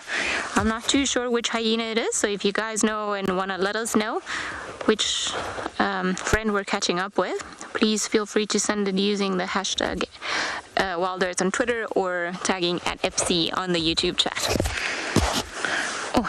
It's quite funny, I think the hyena was now sneezing. That's one of the ways that, I would have heard it. Thankfully Morgan, because he's higher up and potentially also taller than me, managed to see it when we were driving in. And that was quite funny. But I actually cannot see Tandi from where we are anymore. And it was a good thing that she was lying out when we first arrived, because otherwise we would have completely assumed that there were no leopards around here. No clue as to where Maribs is. He was reportedly seen here this morning with her, so he could be lying in that little shady spot where we just saw Tandi go into. There would be enough space for two leopards there, and if not, there are a lot of kind of like crevices and nooks around the rocks here that maybe that's exactly where they've been going, or that's where he's in. I think it might be an idea to just try and go then onto the other side. Maybe we'll be able to see something from there. I'm not too sure. There's a spot where I suspect that we can get into, but I'm just a little bit worried about the entire bank crashing down underneath us and taking us with it. Wouldn't be ideal.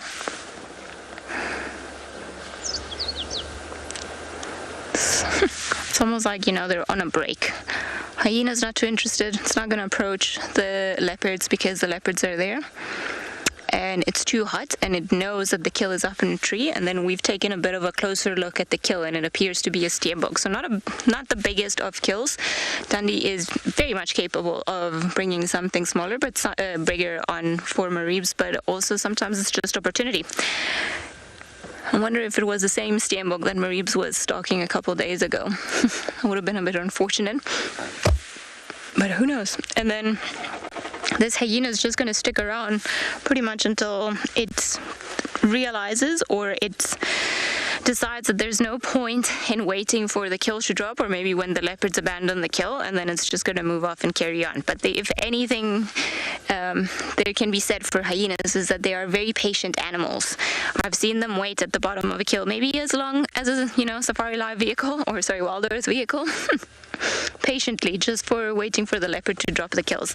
And when they're little, Maribs is now a more experienced leopard, and he knows what he's doing in general, just as much as a as a young male leopard would know. But when they're small and the mothers bring them to kills and then they put them on trees, a lot of the times it's the younger leopards that get a little bit greedy, or they eat the wrong way, or they eat more on the one side, and a lot of the time gravity takes hold and then the kills just drop, which makes the hyenas very happy, because more often than not they end up with the carcasses, and then you see the mother leopards just having this very annoyed look on their faces, like, you know, here we go again. But it's a way of learning, I suppose. If they don't drop a few and then miss a meal, how would they actually even know that that's what they want to do, or that's how not to do it?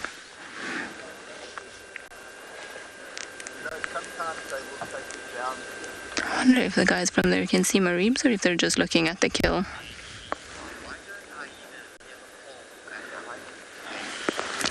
Jamie Lee, hyenas can call for backup. You'll hear them sometimes in if there's like a bigger sort of kill involved. In this case, I think the hyena is also taking into consideration the size of the kill, and it's just going to stick around here because it doesn't really need much of a backup. What likely happened is that it either bumped into Tandi, or it was hanging around here and then it sniffed out the kill, and then it's just here patiently waiting. So there's actually no really need for backup in terms of like trying to hunt something down or defending itself. It's just a matter of being an opportunist and waiting for the right moment to take over the kill. Hopefully take over the kill. It's the endless game. I know we all say, there are all these big phrases like mortal enemies for lions and hyenas, but I think the relationship between hyenas and leopards, especially around this area, is more of one that takes place constantly. We're always trying to do, what's the expression? Do one up to each other, or do each other one up? You guys hopefully catch what I'm saying. Although, I think, in terms of comfort, the hyena's potentially winning this fight. Soft grass, Tandi's just in a rock somewhere.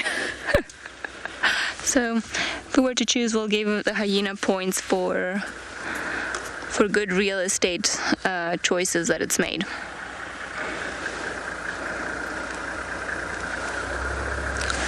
Might have to have a scan around, see if we can find leopard number 2.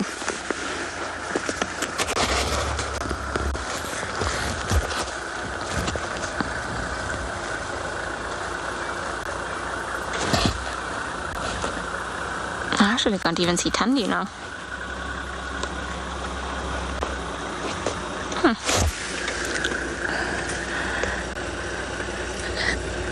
I like it when I know where she's gone off to.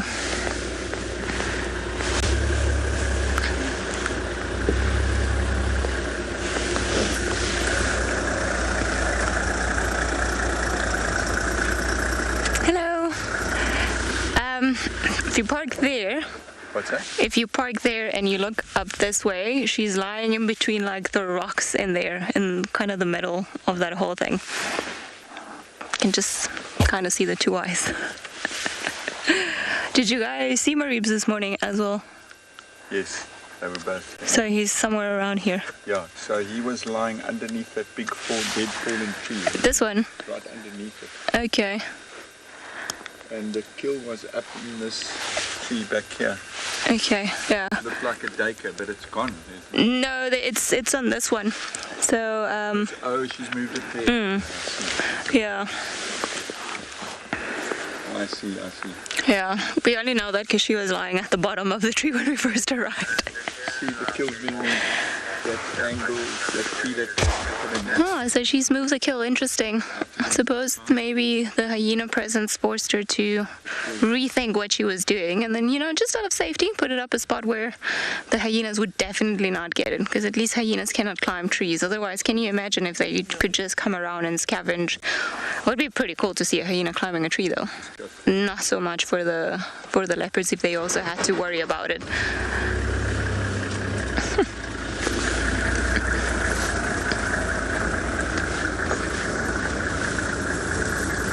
Let me just, that'll be fine, cool. So we are in a bit of a tight gap. So we're all trying to sort of move in the places where everybody can have a view. I'm not sure. Let's see. So apparently Mareeps was just under this fallen over tree, and I wonder if maybe he's not in there somewhere. I can't really see anything with the binoculars from here. I mean, he could be in where Thandi was lying down, and I was hoping we were going to see maybe another head pop up, or, you know, flick of the tail or something when she went in there. But I think if not, maybe we might just move on to the other side and then see if maybe he's on there.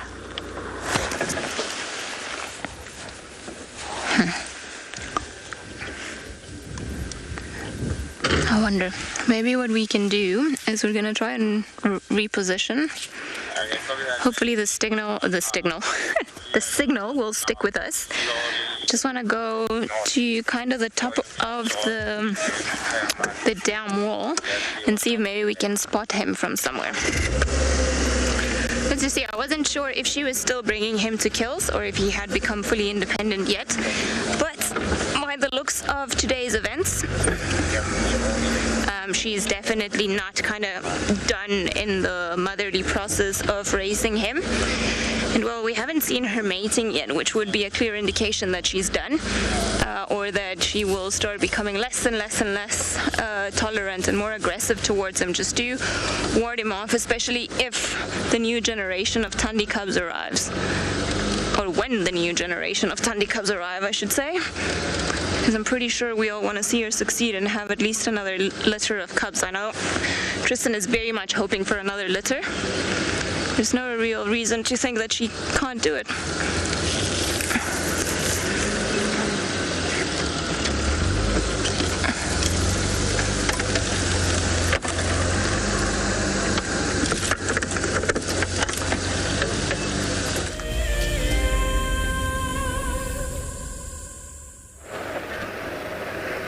So we did check in the block for Tlalamba, but we didn't find her. Pretty sure she probably have moved off because the kill was gone. And we found the exact spot where we left her, but unfortunately nothing there. So our plan now is maybe to go check Galagopan. Never know, maybe she went for a drink there, and then going on the western side of the property. Very nice that Eli found Thandi. I never saw Thandi myself.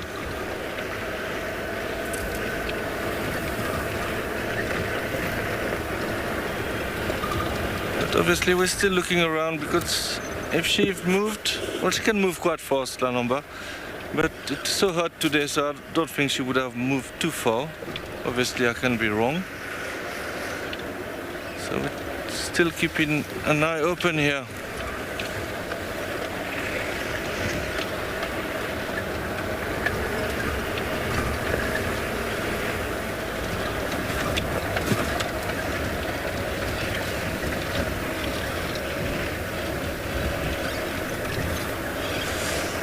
So what is important to do now, because it's so hot, look in the shade.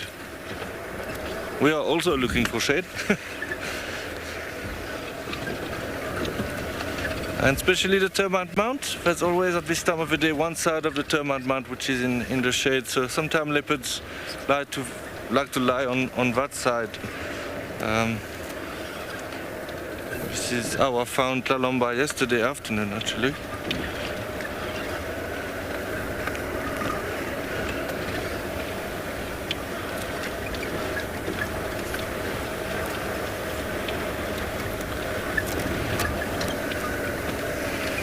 Maybe there will be some animals drinking at Galagopan. That would be very nice.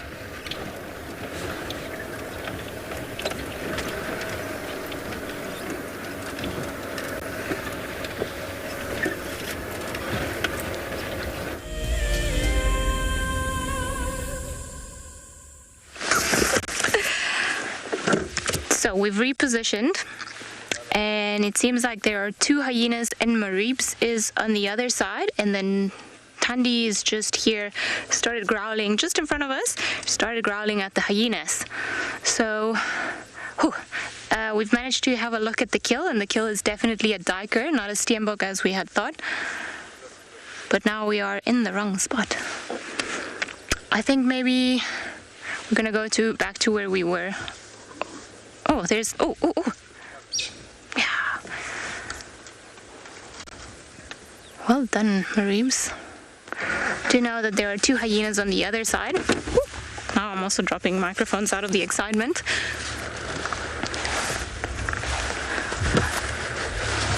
There's another hyena. I didn't know it was here.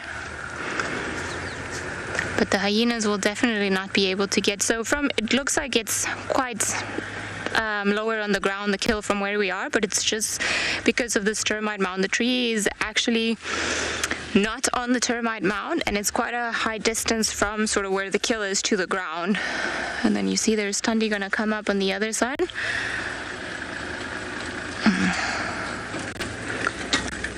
Just want to let them play this out. I think perhaps the other side of the dam might be a better option for viewing, although Mareebs is actually very beautifully posing in the golden light, so not too much to worry about. It's quite amazing. He's quite a big leopard. Oh, well, that's nice. Thank you.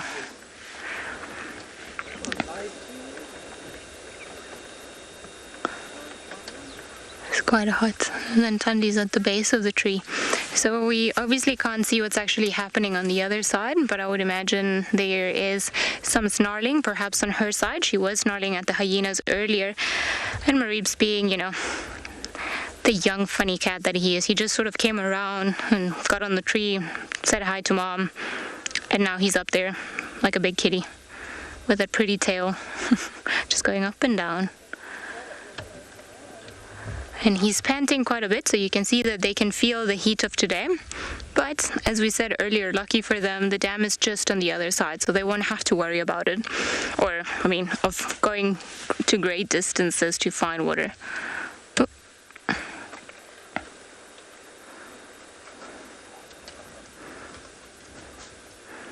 If you wanted to come and say hi to us and post on the termite mound, we wouldn't be upset. Just saying.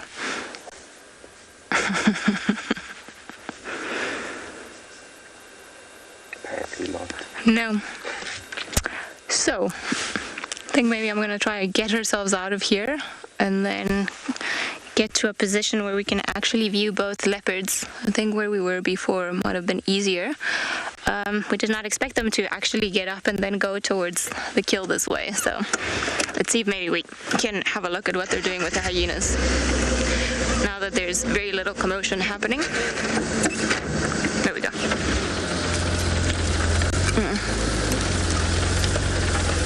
Just tell me they're on your side.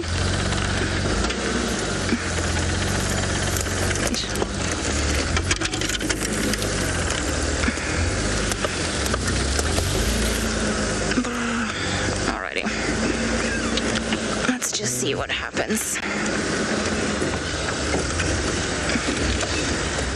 Hyenas galore. Yeah, we're gonna have to move past a little bit. I think maybe park ourselves in the tree as we were earlier. Oh, the 2 hyenas are at the bottom. Okay, sorry. They've just chosen like the best spot where you can't really see them, so we're gonna have to. Not even sure how we're gonna do this without falling into the actual drainage line. Yeah. Also, there's a deep fall and I don't really want to go. Morgan is kindly pointing out that there's a tree. I don't know where we're gonna see them from here. Can you maybe, it won't be an ideal view, but see if you can get through these trees to the base there, because I can... You can try. I know it'll be very hard, but hopefully, we'll give you the cameraman award of the year. Okay, I can't even see them. Maybe you're... No, don't worry, we're not going down. So you see the tree where the kill was? Yeah. So just at the base of that tree, one of them is just lying down there. But I don't know if I need to go forward maybe for you. You might be a little bit high with the camera.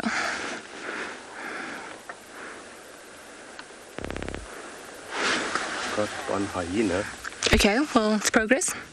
So both of the hyenas are down there, and then the leopards are in the top. Tets, I agree. It's very nice to see the two of them together. I mean, actually, this is my first time ever to see them together. So, you see spots, well done. Yes, well done. I mean, we didn't manage to get ahead, but the spots, oh yeah, well, kind of there. So at least, sort of.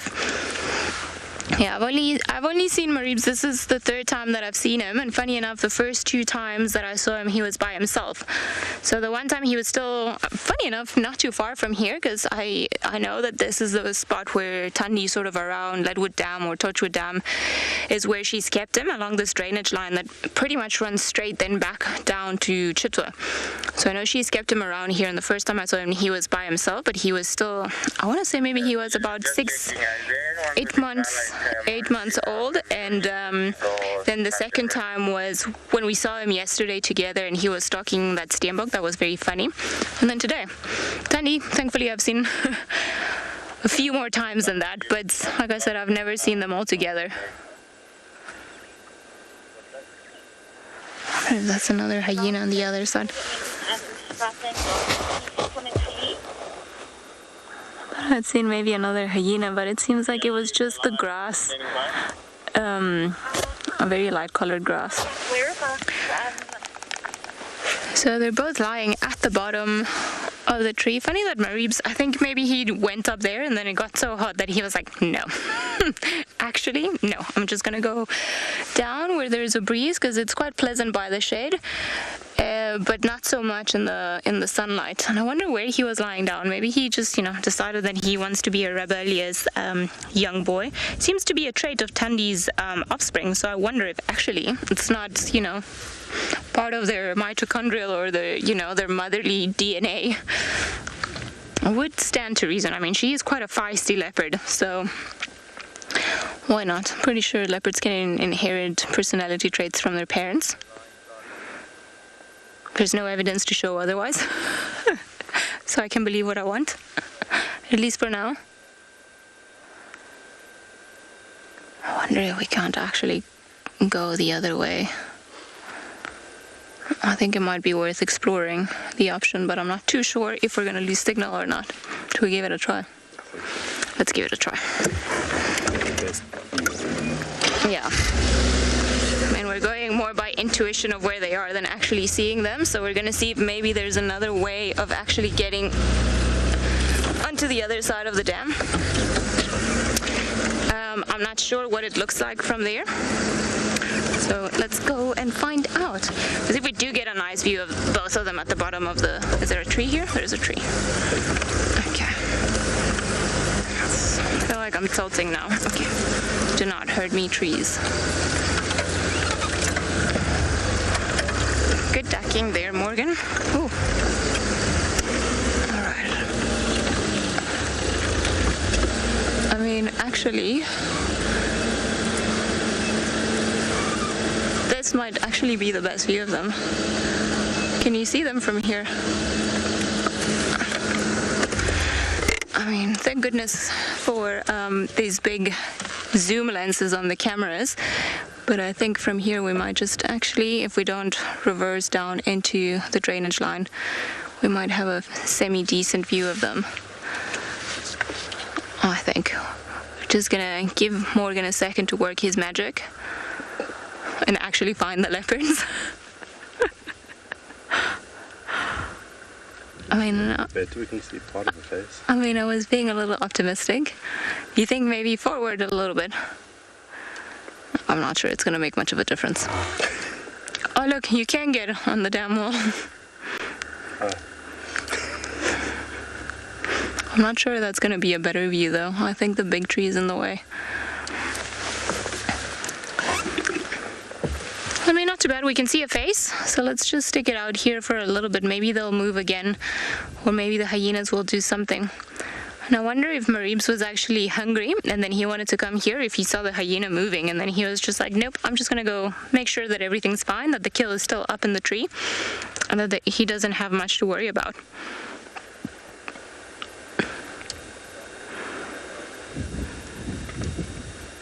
Doesn't seem to be panting as much as earlier.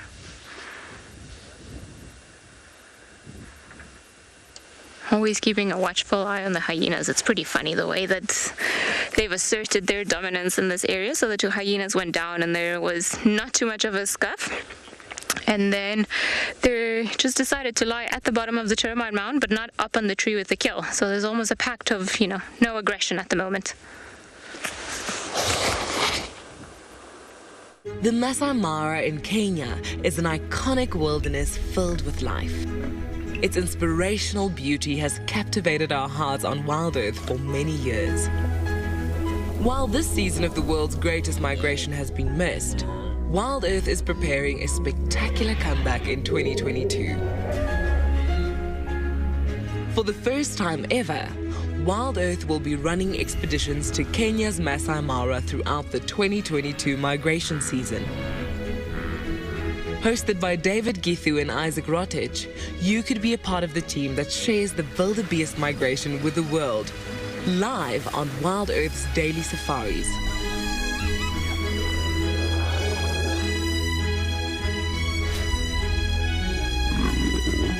If you're interested, then head over to our website to find out more.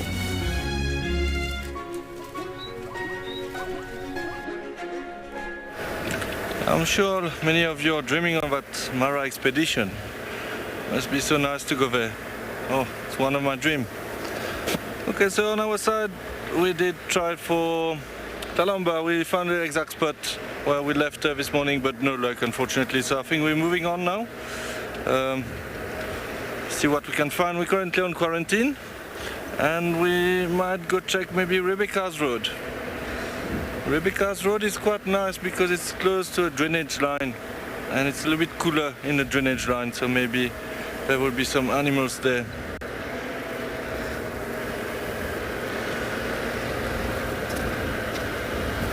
But it's still early, so I'm very happy that Ali found 2 leopards. That's quite amazing. The leopard sighting have been quite good the last few days. The lions, unfortunately, what I heard was on Buffalo Shook. But maybe they might cross back tonight, never know. Even quarantine is quiet for us. Well, it's part of the game, huh? But I think what we can try to focus is maybe focus again on birding, get a bit more lucky on birding, and also it would be nice to see some dwarf mongoose. It's been quite a little while since I did a segment on dwarf mongoose.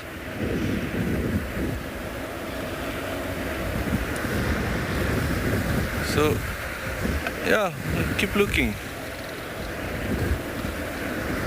So I didn't see any tracks also of Talamba on the road we did after looking for her, so I'm not sure where she went. But we have been spoiled with yesterday afternoon and this morning. So thanks to her for that.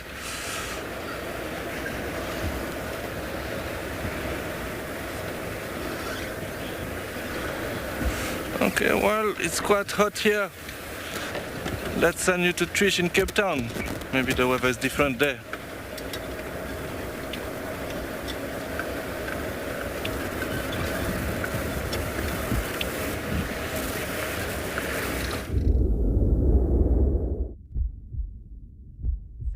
Is different in Cape Town, Cedric. Hi everyone, we're here in Cozy Bay. It's the only spot that seems to be sheltered from the spots that we can come to you from.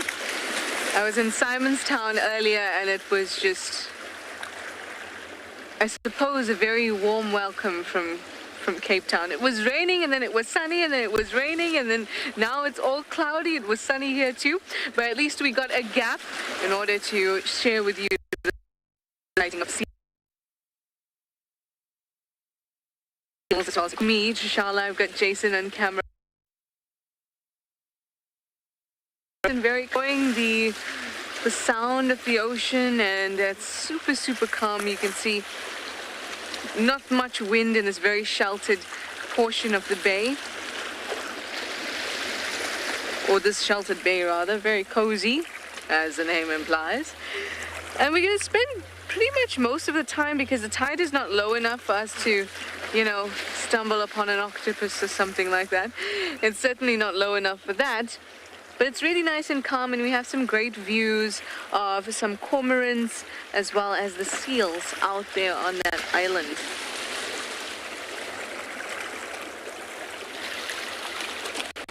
The tide is dropping. I can see the fronds of the kelp, the heads of the kelp sticking out, and usually that'll only happen around when the tide is low. At high tide you can't see that, or at least at not at high tide, because at high tide it's fully covered.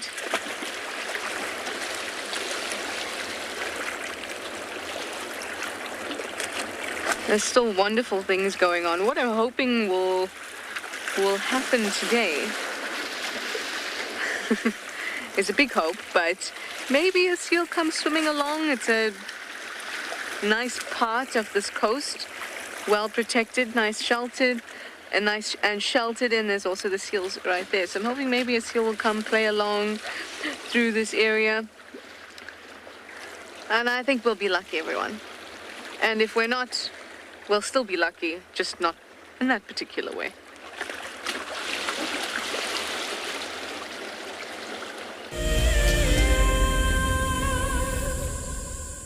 Hi, we are Yaku and Milani. We are from Gauteng in South Africa. We started watching WildEarth last year during the level 5 lockdown, and we've been watching ever since. Being in nature is one of the greatest feelings. We absolutely love it. Our favorite thing about WildEarth is that the concept is so amazing. We have the benefit of having a wildlife safari in the comfort of your home, especially when you're not allowed to go out. Being part of the Wildlife Explorer program gives us a sense of giving back and contributing to nature. It just makes us feel good because we love it so much. We are so excited to be visiting Ngama. It is obviously, I think for most people, an absolute dream to visit the Masai Mara. We can't wait to go. Thank you very much for this amazing prize, WildEarth.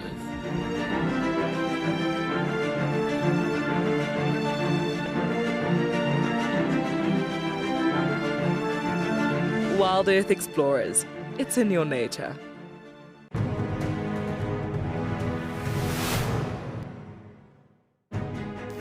Here at the Advanced Rifle Handling Challenge, which is actually lots of challenges in one to gauge the contestants' skills at different distances and different speeds. This is probably the challenge that the contestants are the most nervous about. So let's get them locked and loaded.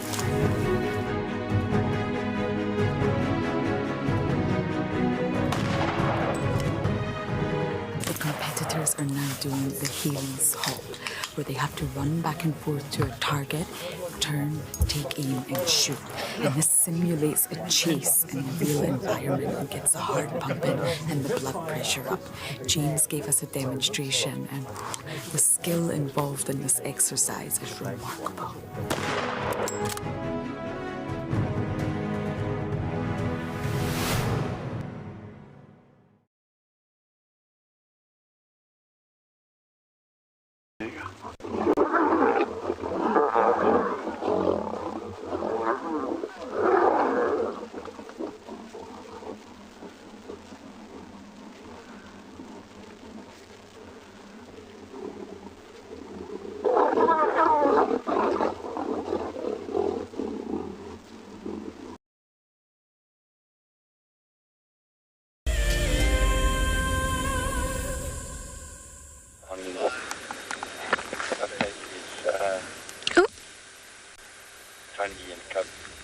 Seems like some of the insects might be annoying them. There are a lot of flies that come on the kills, and they've left that kill just in the sunlight.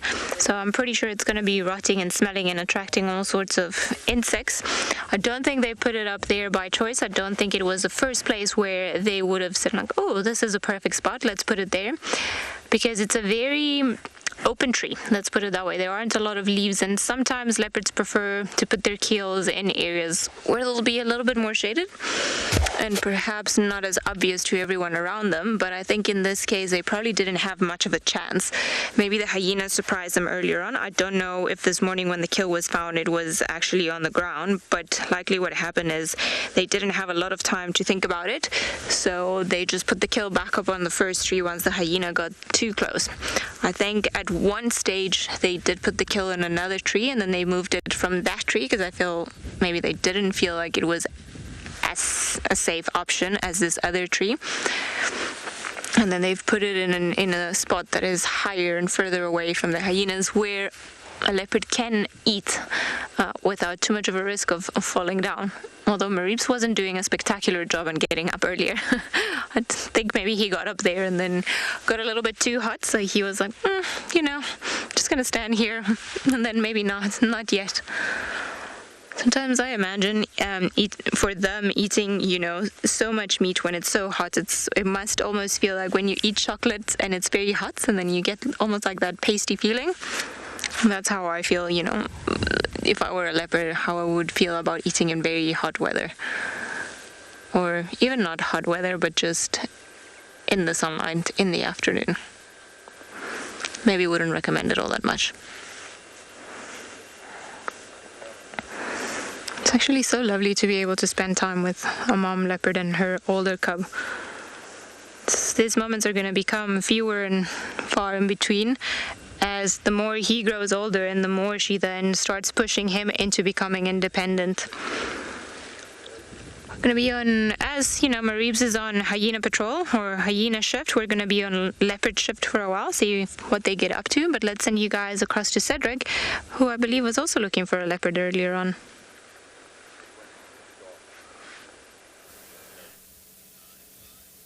Nice, with a leopard there early. We are also sitting with a leopard, but a leopard orchid. So it is a beautiful plant there, but give beautiful yellow flowers. You found them on trees, especially dead trees, that they can get more sun. So this is called a leopard orchid. One interesting fact is that sometimes elephants like to eat them. So they often push the dead tree to get to that plant. It's amazing how they get to grow on trees like that. The one at Tswalu Dam, there's a big one in a dead Leadwood, was flowering nicely last time. Sorry about that, but this one doesn't have any flowers yet.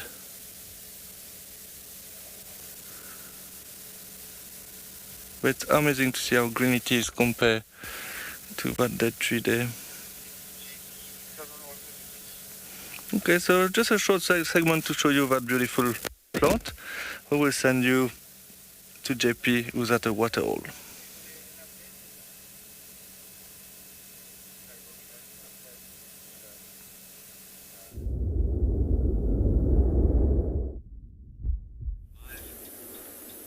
Welcome back on Bushwalk. We found ourselves in a nice little high spot on the dam wall, and we're busy watching a number of buffalo coming in. The first 3 of a breeding herd has already arrived, and there's probably another 20 that's in the bush, which is slowly making their way in.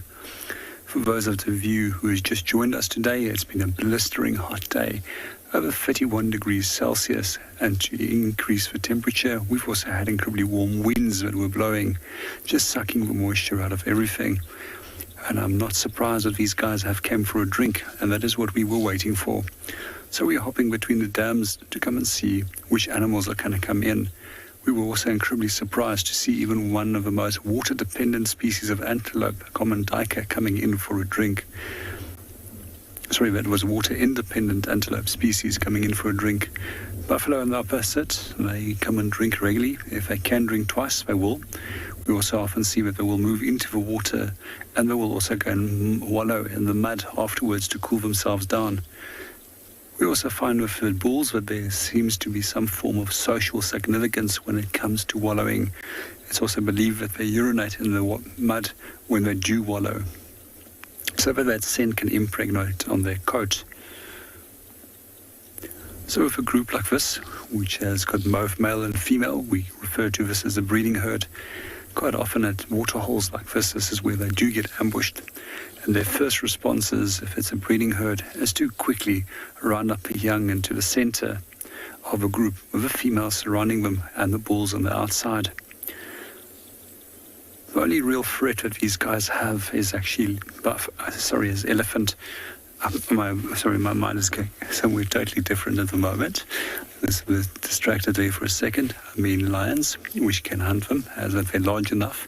And it generally also takes some help from the males to bring down large and dangerous animals such as buffalo. Although one of my colleagues shared a story with me from a few years ago where they had where a number of young buffalo was actually taken by a leopard.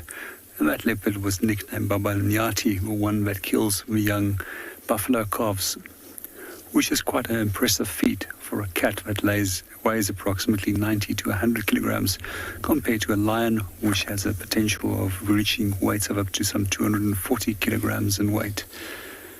Let's sit and watch and see the rest of the group is going to come in.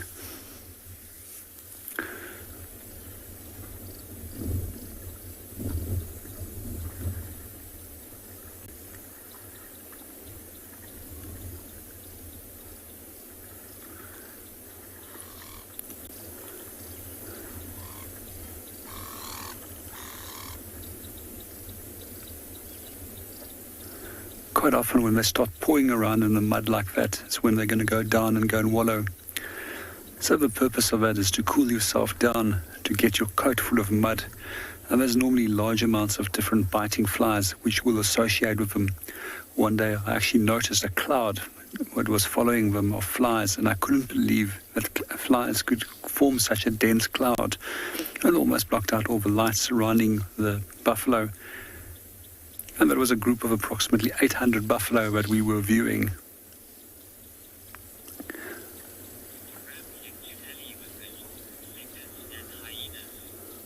While we're busy watching our buffalo, let's go and see what Ali is up to and what interactions we're going to experience between the leopard as well as the hyenas.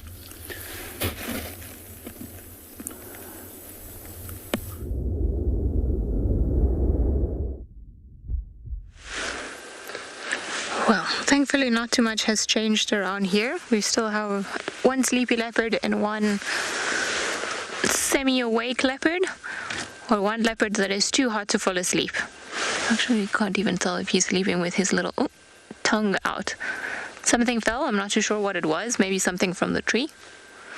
But whatever it is, it got their attention. They both were looking puzzled, and they're looking upwards, but I don't think it was from the kill, because they're not directly underneath the kill. So maybe a pod from the tree or something along those lines is what fell, and then got their attention very quickly. Even Tandy was looking up. I think gave them a bit of a fright.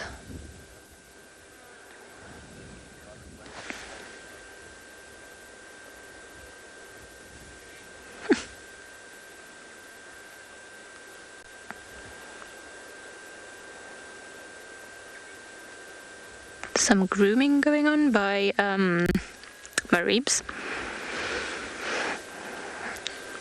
He's thinking about it. I mean, you can see that tail of his to the right side of the screen. He's just, the tail is twitching a bit. Maybe he might want to go and eat a little bit. We were laughing now. Morgan said that Marcel, who's our tech champion and support cameraman, he is 100% a carnivore. He defines himself as the what is it that he was said? The afrivore. Africarnivore. Sorry, I couldn't think of the right words. So as we were talking earlier about the leopards perhaps not wanting to go up and then eat because it's too hot, Morgan was like, well, I don't think it would have bothered Marcel. I'm like, oh no, definitely not Marcel. So we'll see if Maribs is actually Marcel's spirit animal later on when he gets onto the tree, or if he'll be more like the rest of us, where he prefers to have a braai or, a grill. A braai is just the way that we call a barbecue in South Africa, just a little bit later. Oh, seems like all of our animals are enjoying the rocks today, so let's head over to Trish and see what's in her rock pool.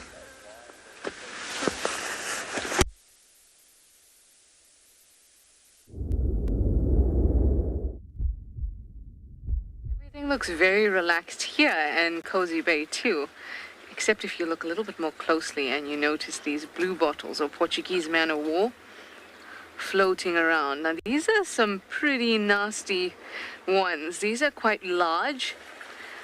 I'd say, oh, look at those. You can see those tentacles hanging down like this. So this is a colonial organism. And though it, superficially looks like a jellyfish, it's not. It's a siphonophore. So it is related to jellyfish in the sense that they're all cnidarians. We have spoken about these words before. But they are not jellyfish themselves. They are siphonophores. So that is a colony that you're watching. Several colonies, actually. And that big float-like object is what they use to obviously stay afloat. Often it's just called a float as well. Or sometimes a bladder. And it's just filled with air. But more correctly, it's known as a pneumatophore, or pneumatophore rather. And that's all it is just a float. And the colony has the ability to collapse that float to allow it to sink, to get away from any potential danger. Now they have, so they're all genetically identical in the colony, which is amazing because they have separate duties. And they obviously care.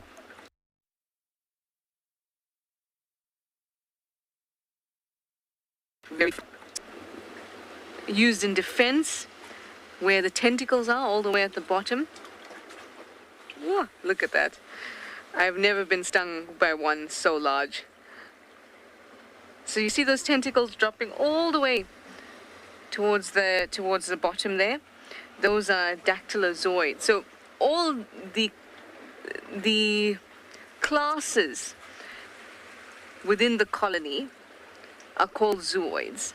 So you'll have the dactylozoids.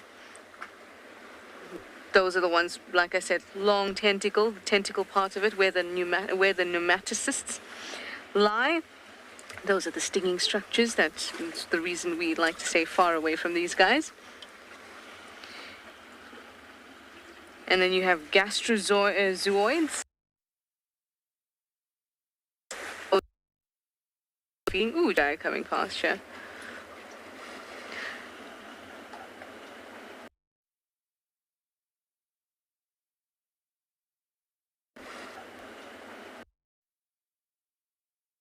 Big yeah.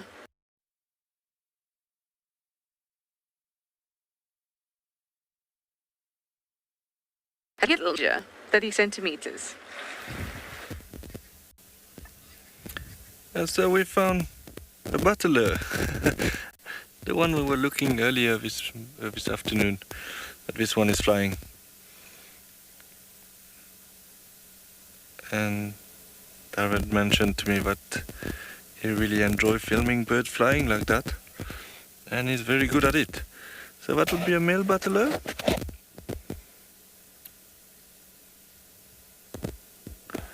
Again, this bird is also very far from us. But it's so relaxing to see them fly like that.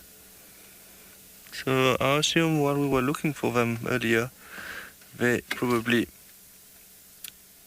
was flying.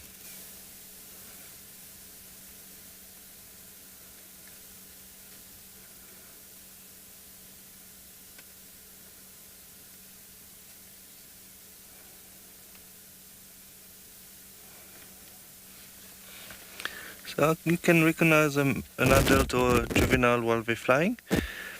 When they are juvenile, they still have a tail. When they turn adult, they lose the tail.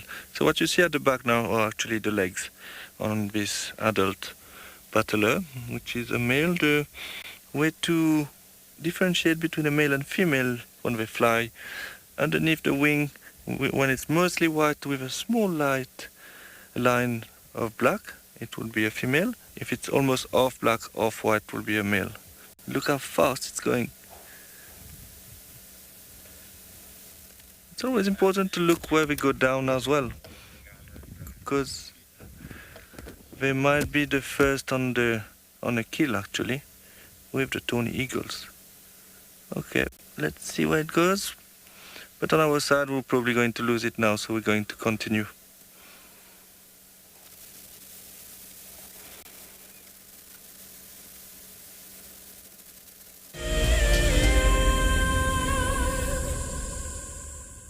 Welcome back to Bushwalk. For those of you that just joined us, we've just found a large herd of buffalo that is approaching the waterhole. The first 3 individuals already came to have a drink, and one of them decided to stay for a little wallow.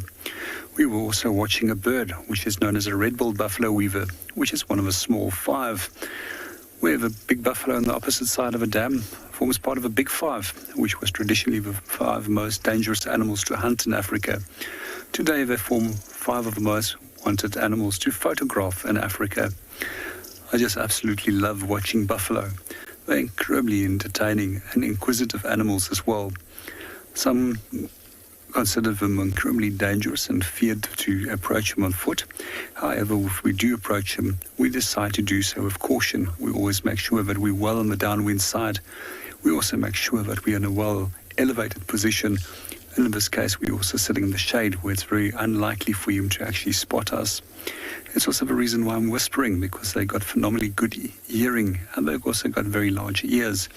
Most of the animal species which occurs in wooded areas actually have large ears to facilitate hearing better in those thick wooded areas. Antelope such as Kudu is one of those as well. Well, buffalo seems to unfortunately be moving off. We're just going to pan onto the dam and enjoy the beauty of the surrounding area. We also might have some giraffe that is actually coming in from the left-hand side of the dam. They too are on their way to come and quench their thirst. As normal, incredibly cautious as they're approaching the water. He's busy scanning from left to right to make sure that there's nobody around. And then once he's 100% sure, he'll only approach the water and come down for a drink.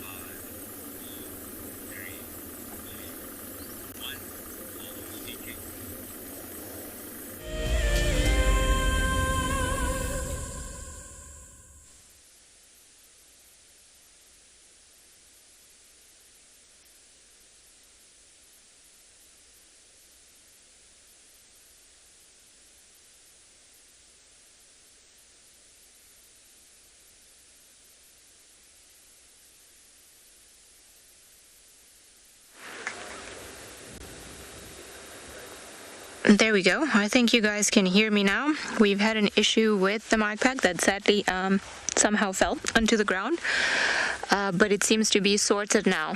I was trying to say earlier in my silent muted voice, we've had the 2 leopards just pretty much in this state. At one point, both of them started looking up, and we were wondering if maybe they were looking at eagles or other potential birds of prey or raptors just soaring above them. Sometimes you'll have things like Wahlberg's eagles or Battelier eagles coming down onto kills, especially more so lions rather than leopards, but they also are the ones that if they find a kill, and because this kill is exposed, that they'll come down or be in a nearby tree, just waiting for a chance perhaps to get a bit of the kill. But, oh, you're getting up. You're gonna go up. A girl can only dream. Are there any buffalo vehicles on Botswood? Or maybe you're just gonna go behind the damn wall. Okay, let's reposition and see if we can see what he's up to, because I have no idea where he is from now. And it's the most that they've done in the last sort of 20 minutes or so. And I think at one point they were both growling at the hyena, but I don't think the hyena even got up. I think it was more a case of the hyenas kind of shuffled and repositioned themselves in the grass. I would imagine sleeping on the hard ground after a while, or well, I don't have to imagine, I've done it. It hurts, so you just start moving back and forth to try and see what the most comfortable position is. And I suspect that's what the hyenas are up to. And then Thandi obviously started growling. Oh, well, he's just decided to get away from the sun. Let's see how we're gonna do this. Oh. Getting one step closer to the dam.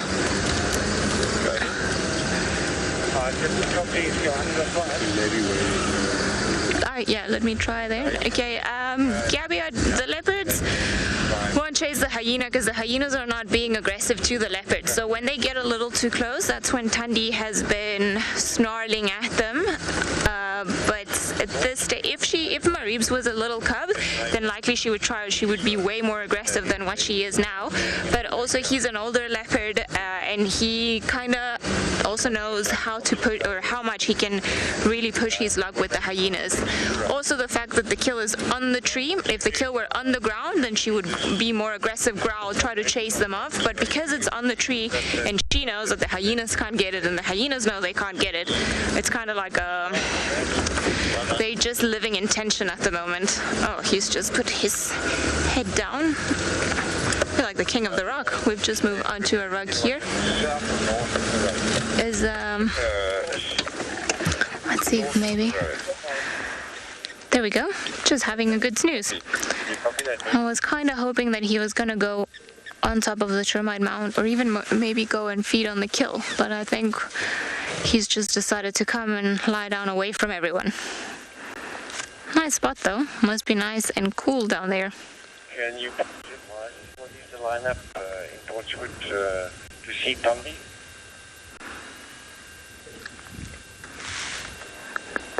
Jan, Orby is on his way here. There are 2 vehicles here, and Orby is on his way in. I'll give you a gap.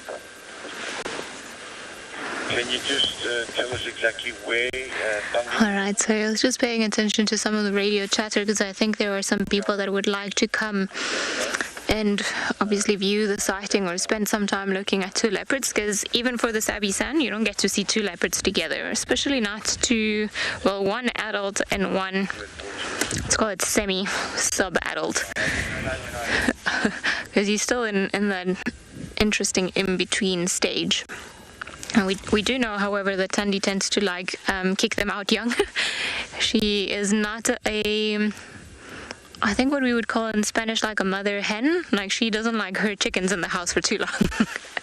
She likes them to go off and then conquer the world at quite a young age.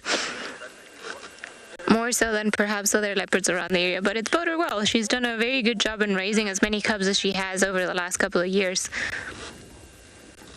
And I mean, the fact that Maribs is still here and looking good and well fed, it's a testament of her. And well, the fact that Tamba, her previous male litter, has established himself as one of the dominant males in the western Sabi San and is siring cubs of his own, she's done well.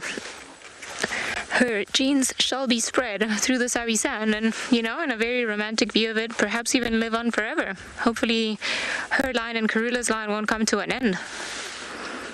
I think for now we're good. I do love their tails. Even when they're sleeping, they're doing something. A leopard tail is quite fascinating.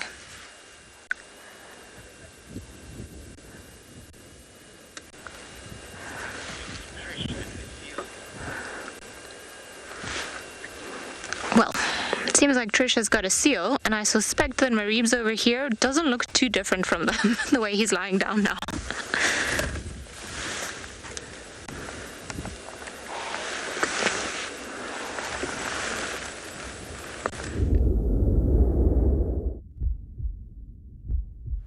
I'm sure he does.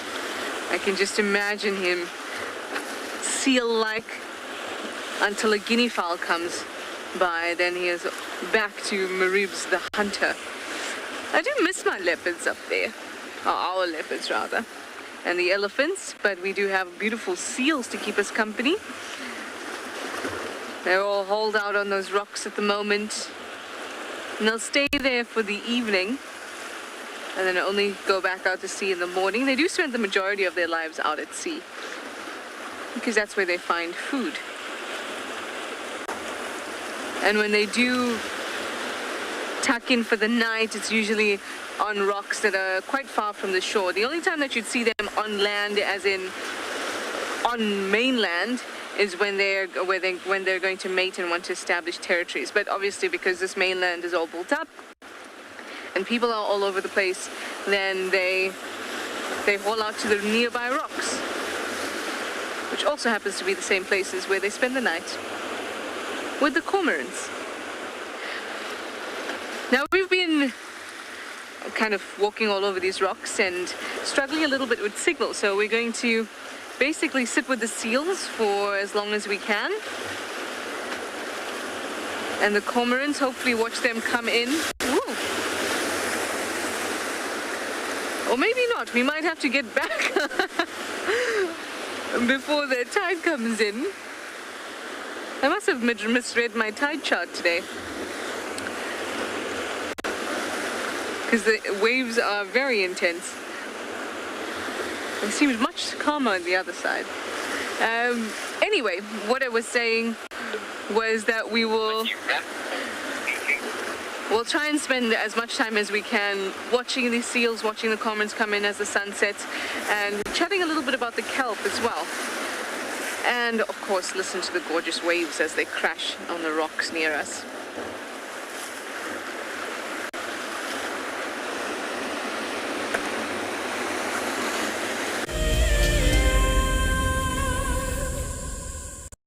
Every year in August, South Africa marks Women's Month. WildEarth would like to acknowledge and thank all the amazing females who have worked tirelessly to share our nature with the world. We're gonna have to just wait, okay? She's gonna come out there just on my right-hand side, and she can see these impala. Now you've got to inhale it. It burns. I don't know if it's supposed to work instantly. Go, girl, go! Get her!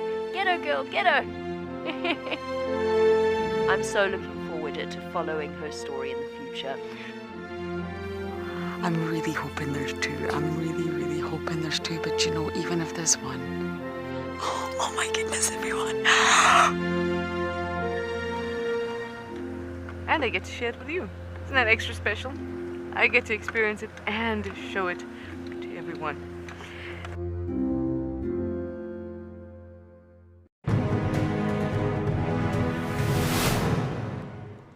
We got there, he had probably moved a couple of 100 meters down the river and it was about 10 meters from this causeway. So I radioed the lodge quickly and just asked them to bring a land cruiser around and some tow straps. So we thought we were going to try be heroes and save this giraffe. And now a big bull, probably over a ton, he's a big unit. Got the tow strap one side of the giraffe and managed to get it around him with the boat, and the other edge of the tow strap obviously back onto the bank. So we made this U around him because he was lying quite close to the bank. And yeah, we put that land cruiser in low range and we just gave it hell and pulled that giraffe, and the tow strap slipped up and we thought, oh no, it's going to slip off the top there, and it caught on his ossicones at the top. And that last 10 meters pulled him out onto the bank, and he battled. He was obviously quite weak and all that.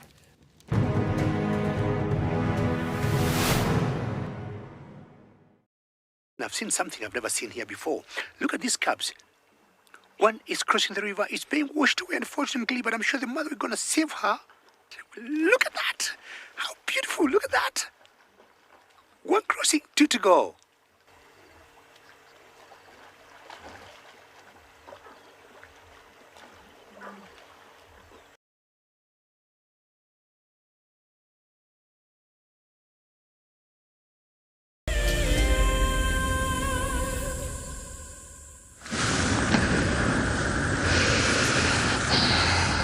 We are still wishing Marieb's or Tandy to wake up and go on top of the tree and get the kill. However, it doesn't seem like they're going to be doing that anytime soon. The sun is dipping though, so hopefully they'll get cool enough to start moving and getting active not in too long. We might have to leave the sighting as there are other cars that would like to come and take the opportunity of viewing them or viewing two cubs. But we'll try to make our way later if we can. Come on in, yes, I'm leaving now. Okay, somebody left, so maybe we won't have to leave after all. Let's just see how this plays out. Maybe it'll be in our favor. As you know, the Hunger Games went, may the odds be in our favor. And then we don't have to move and we can stay here forever. While Mareebs wakes up and goes up to the kill. No? Okay.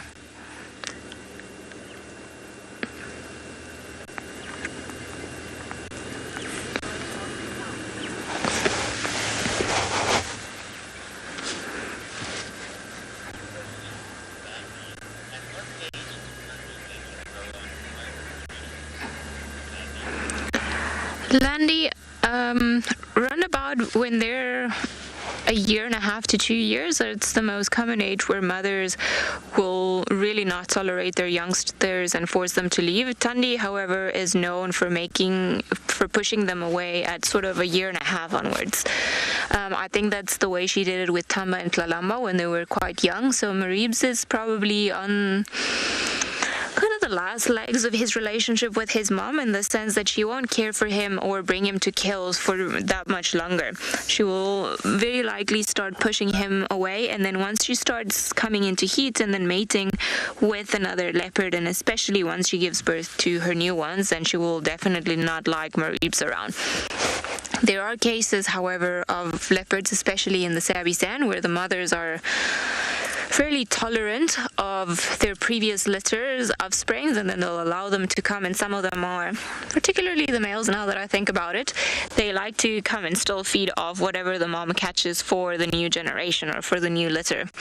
But I don't think they're going to be together for that much longer, or the sightings of them together are potentially going to become rarer. Just because I mean, it won't be the greatest thing for us, but it would mean that Mareebs is becoming an independent leopard, and then he's gonna make his way into the world. I don't think Mareebs will stick around here. However, it's a similar situation to Shasha, whom we had the other day, as well young male leopard and Temba. They might just move off, or they will probably have to move off where other areas. They might become nomadic for a couple of years until they're big enough to take over a territory of their own, because dominant males or territorial males in this particular area will see them as competition for mating opportunities, so they won't want them around, and then they'll chase them, actively push them away if they wanted. Sorry, if you drive straight, you'll see them from there.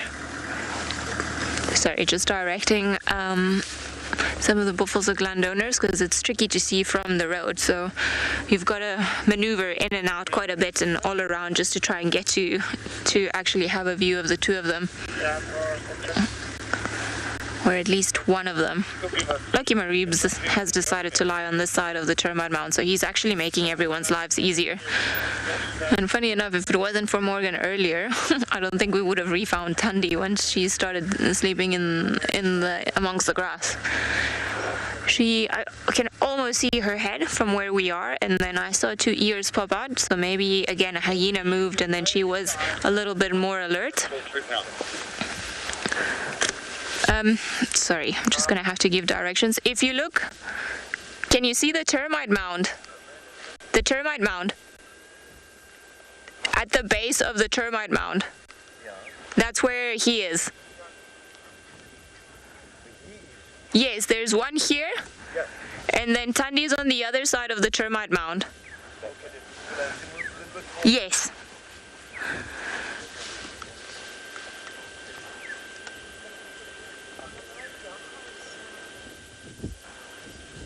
Okay, I think they've seen Mareebs, which is a good thing. And then Thandi is just kind of like a complicated line of sight, but I'm sure they'll be able to see her once they move around.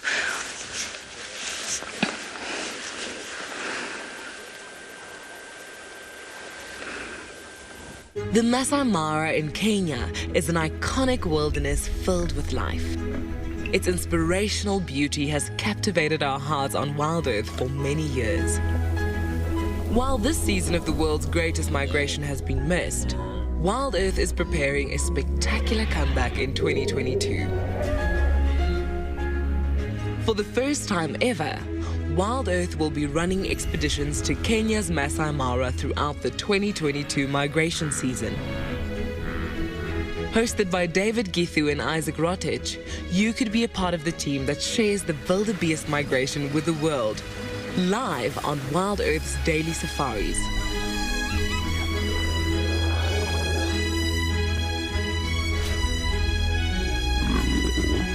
If you're interested, then head over to our website to find out more.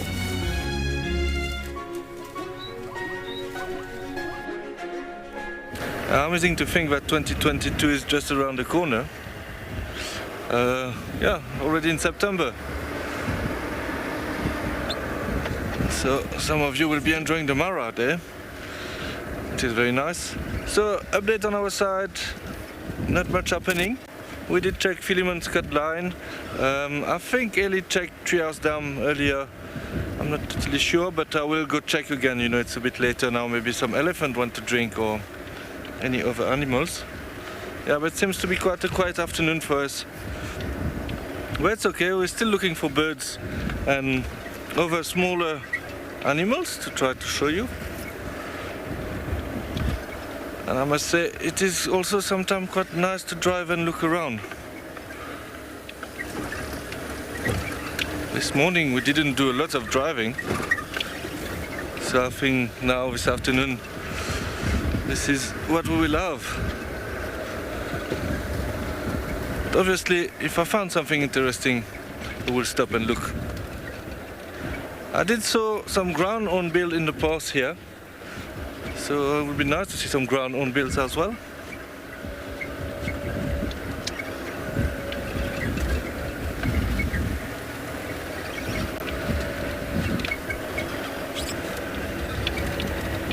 It's starting to be a nice time of the day now. The sun is setting, it's a bit less hot, and soon it will get cooler, which is good, especially for the predators. I would love, actually, this afternoon later when it gets a bit dark, to find an owl. I really like owls, and I didn't see a lot of them yet. Okay, let's see what we will find at Treehouse Dam, and we will be sending you to Trish.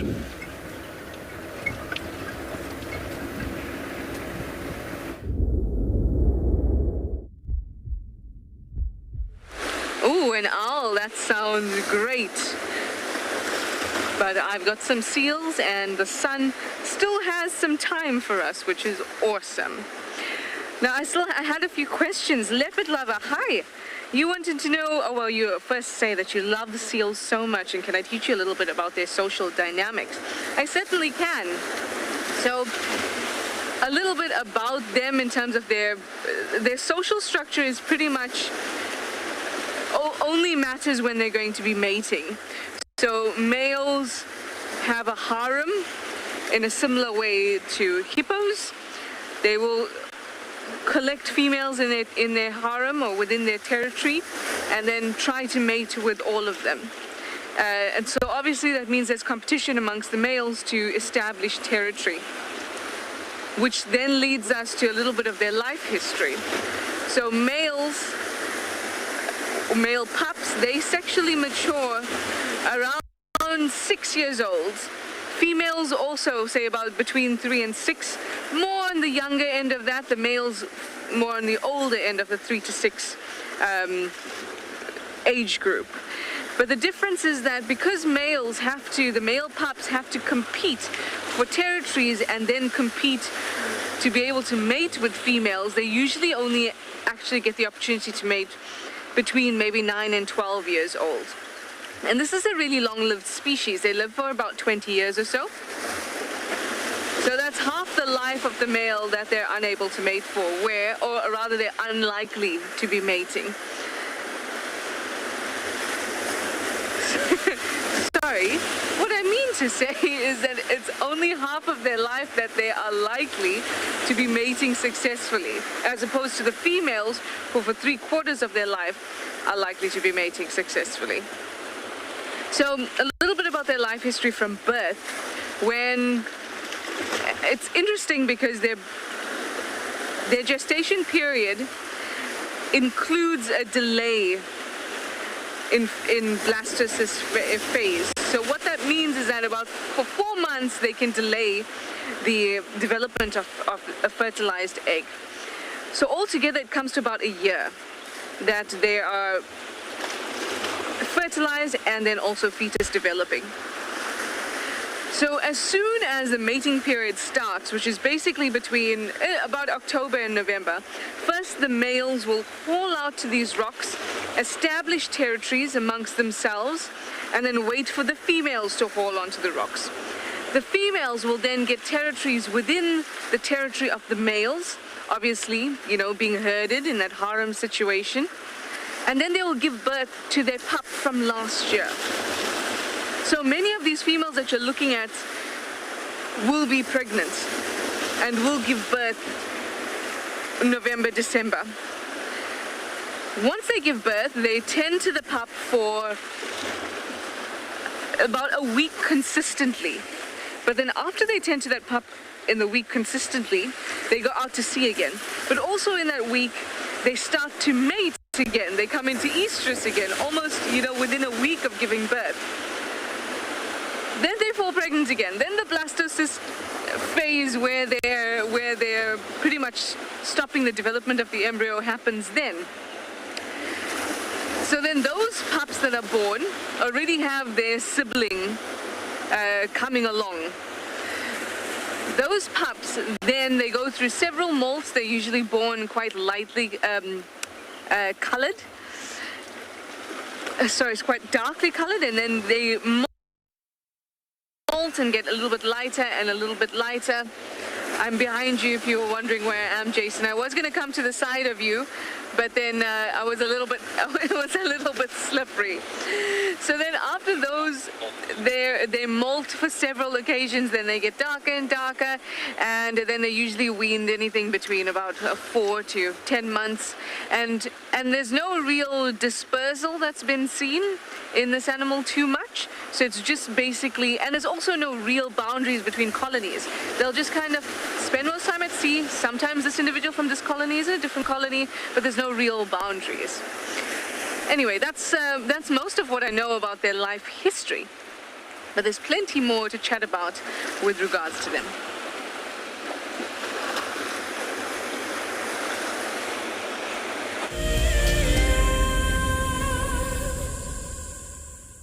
Yeah, so what can you guys guess what we were looking at?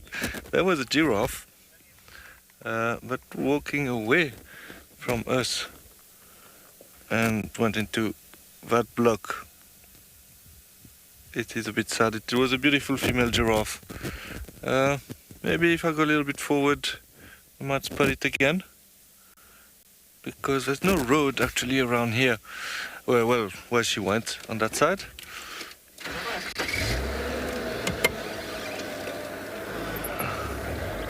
There's quite a few giraffes on Djuma, but we can come and go with the other properties as well, same as the predators, obviously.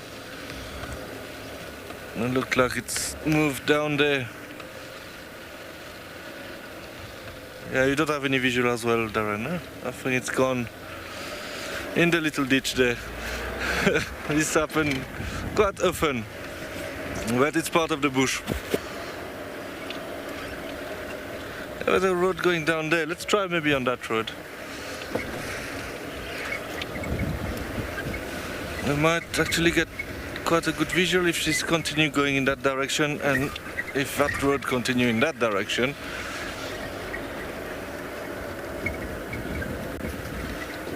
It's one of my favorite time of the day now when the sun starts to drop.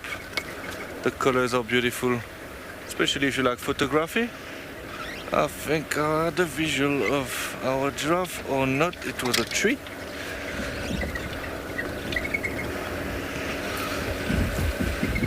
I'm I'm just trying to see if I can find it again.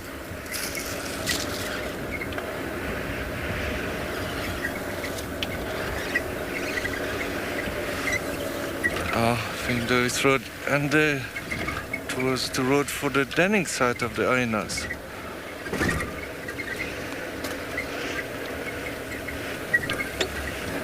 I'm just going to stop quickly.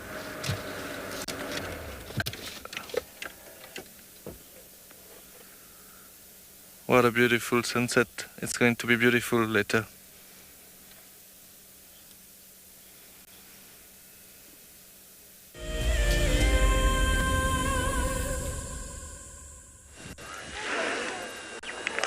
He had us. We definitely thought he was moving. He rolled, so at least he's not in the same position as last time. But no. And Thandi is also sleeping, but I can see...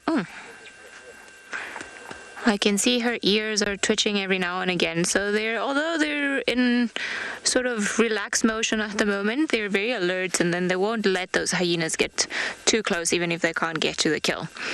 But I feel the fact that they've been sort of rolling around and you can see their ears twitching might be a good indication that they are not in deep sleep, so we've got an opportunity of perhaps seeing them climbing up or interacting with the hyenas, which would be quite nice.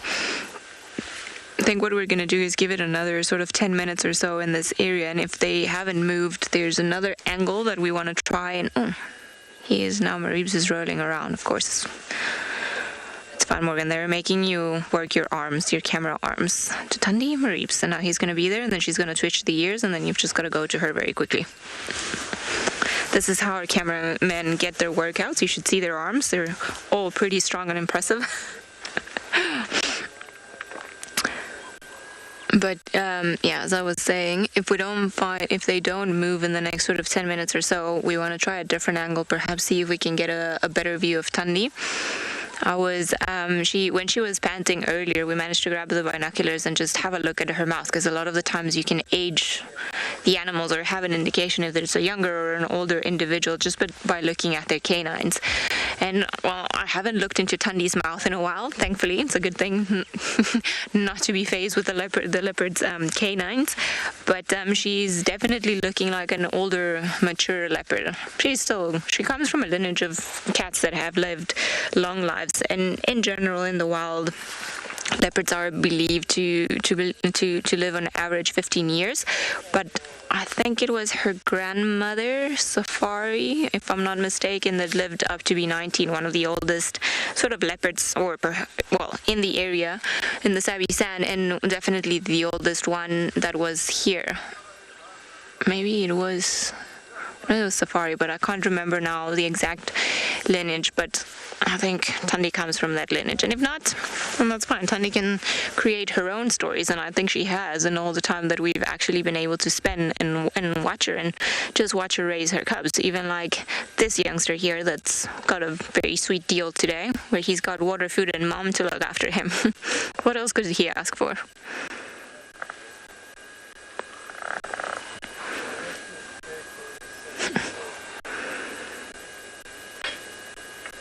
It's just so incredible how relaxed the both of them are. I was faced recently on a private safari. We went to certain areas which perhaps are not as prolific with leopards as the Sabi Sand, because I do feel of all the areas that I've visited in search of animals and in search of leopards in particular, the Sabi Sand, in my opinion, is the best, but the northern Sabi Sand is just the density of leopards up here, as reported by Panthera, is much higher, and definitely all the animals that we get around here, because I know other parks in Tanzania, for example, in Ruaha, they have a very high density of leopards as well, but I think what we've got around here in terms of how relaxed these animals are with the vehicles, well, it's quite special, even though if we complain a little watching them sleep. I think we're going to try and see if we can get another view of Thandi. We're just going to try and bundu bash a little bit, see if we can make that happen. We're going to send you guys across to Cedric, who's enjoying a birding day.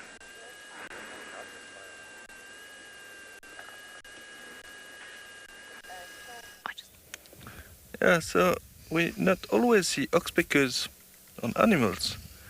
There's one there calling, doing a little court.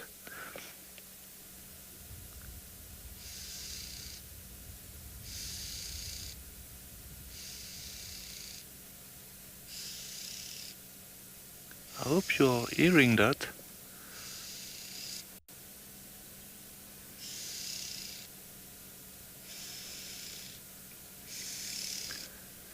So obviously they will go sleep not on the animals, but if I'm not mistaken, they can sleep in little cavities on trees. This is where they nest. Looks like these two are enjoying the sunset.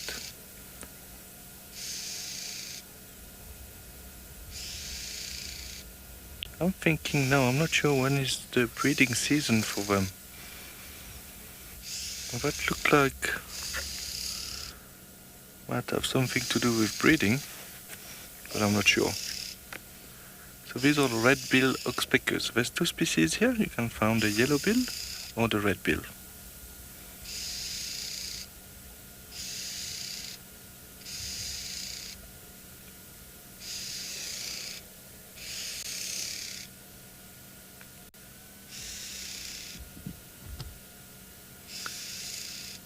This is very cool.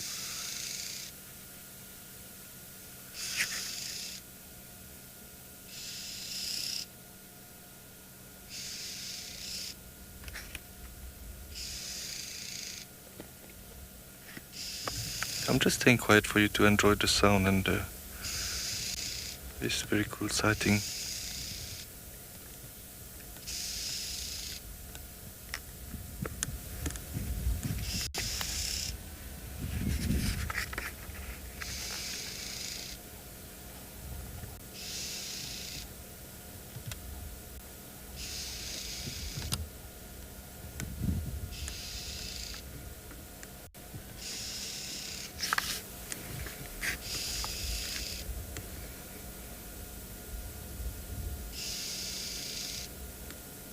It is the first time actually I see that with oxpeckers.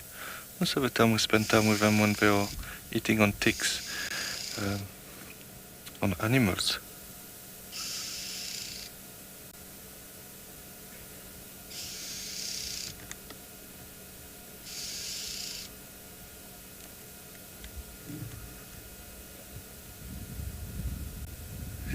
Oh, I thought it was going to stop.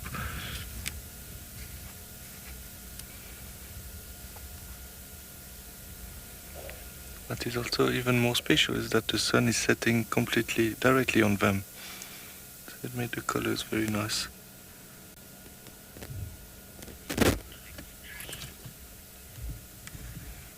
That was very cool. I really enjoyed that. I hope you guys did too. Okay, so we're going to continue. Maybe go find a nice spot for the sunset. In the meantime, we'll send you to Trish.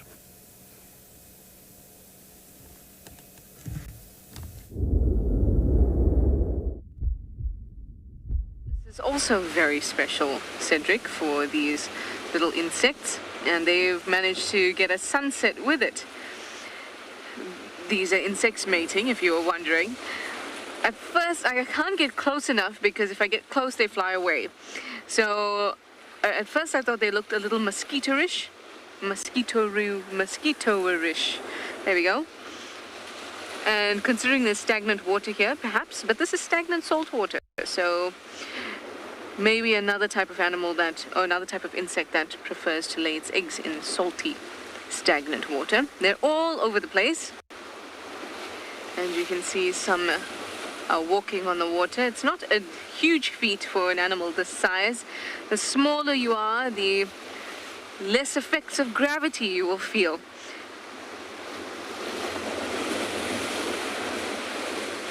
That's a lovely shot with the reflection of them.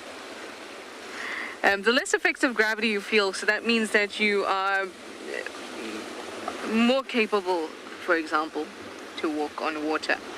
But these insects, along with other insects that are able to walk on water, owe that ability to a lot of surface area and increasing their surface area by having tiny little hairs on their body and especially on their legs and feet.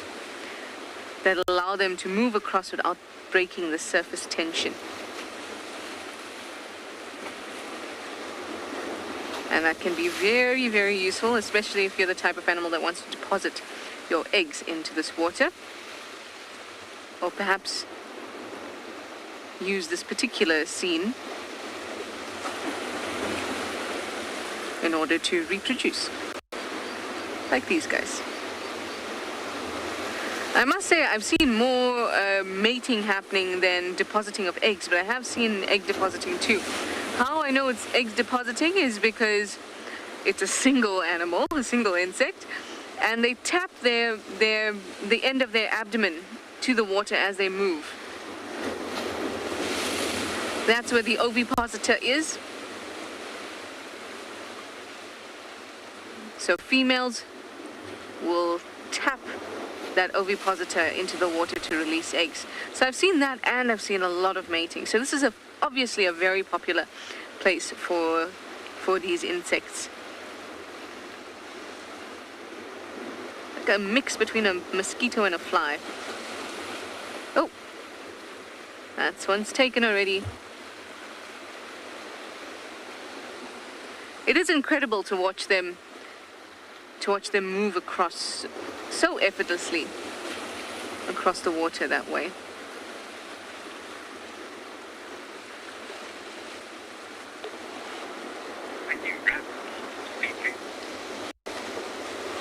Really, really nice. They've obviously been doing this the whole time we were sitting next to them, and we didn't even notice. We were just too focused on the seals and the cormorants. Anyway, it's getting rather cloudy yet again, and the sun is starting to escape, but hopefully we'll get another couple good views of our seals.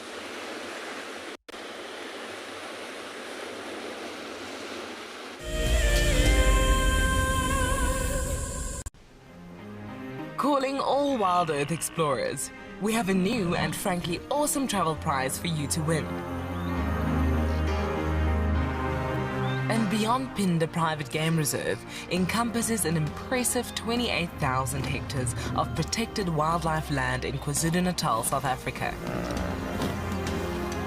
As you have seen on WildEarth, andBeyond Phinda showcases one of the continent's finest game viewing experiences and is well known for close-up sightings of the elegant yet elusive cheetah, as well as the rare black rhino. Sign up to be a WildEarth explorer before the 16th of September, and you and a friend could be heading to the magnificent Phinda Mountain Lodge, where you will spend 3 nights escaping the real world at this ultimate safari location. WildEarth explorers, it's in your nature.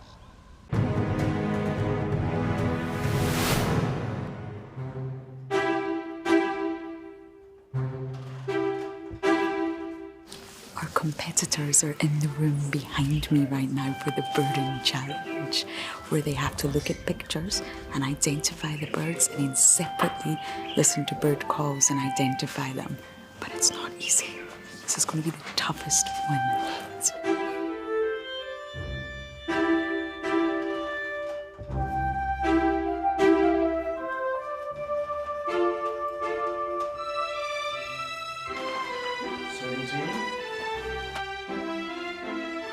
Here we have the previous year's winners. You can see they're trying to see if they can remember all the answers, and look at them taking a sneak peek.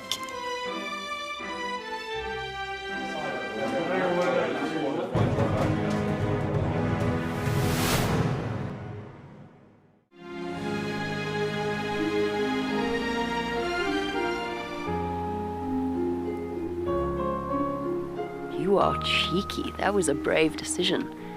Amber Eyes is... Oh. That is so magic. That was absolutely wonderful. Amber Eyes just gave that cub an enormous hug. Expect the unexpected here on WildEarth daily.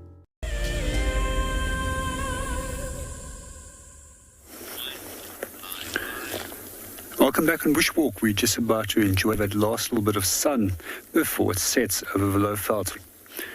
We're just going to do a silent segment and allow you to enjoy it, as well as the surrounding sounds.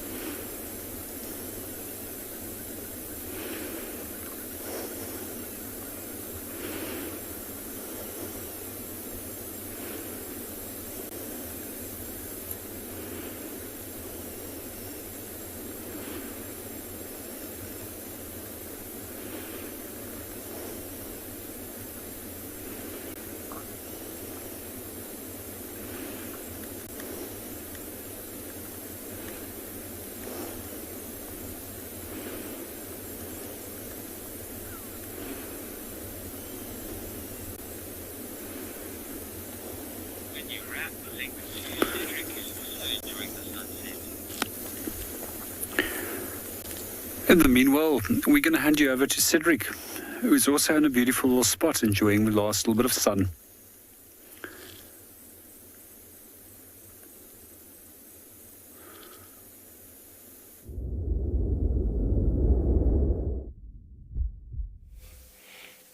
Obviously, JP and ourselves are looking at the same sun.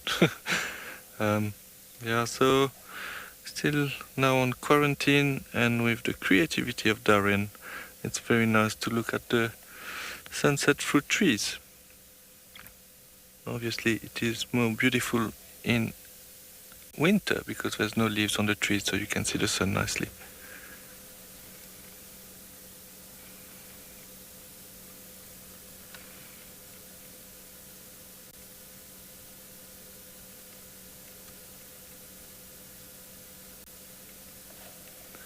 Looks like the sky will be quite purple after when the sun set.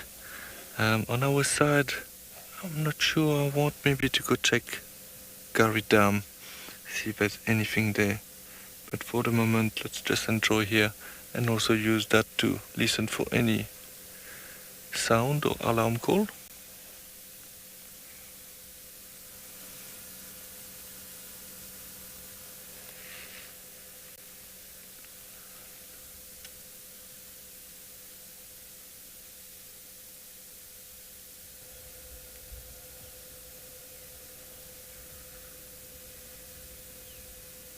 I was thinking now maybe we can check Leopard Dam and then drive around Mvubu Road, which is close where Tlalomba was, and maybe Kalago Link, maybe she moved in that area.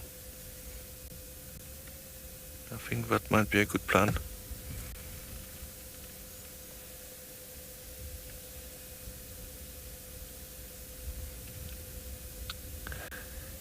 It is truly, truly beautiful here.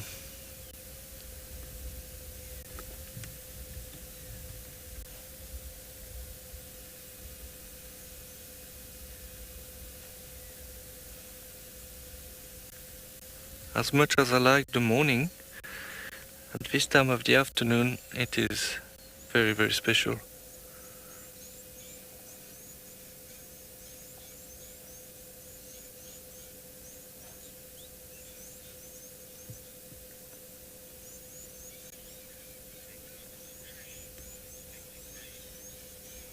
Okay, so while we watch that beautiful sunset, we're going to send you to Trish, who is expecting rain.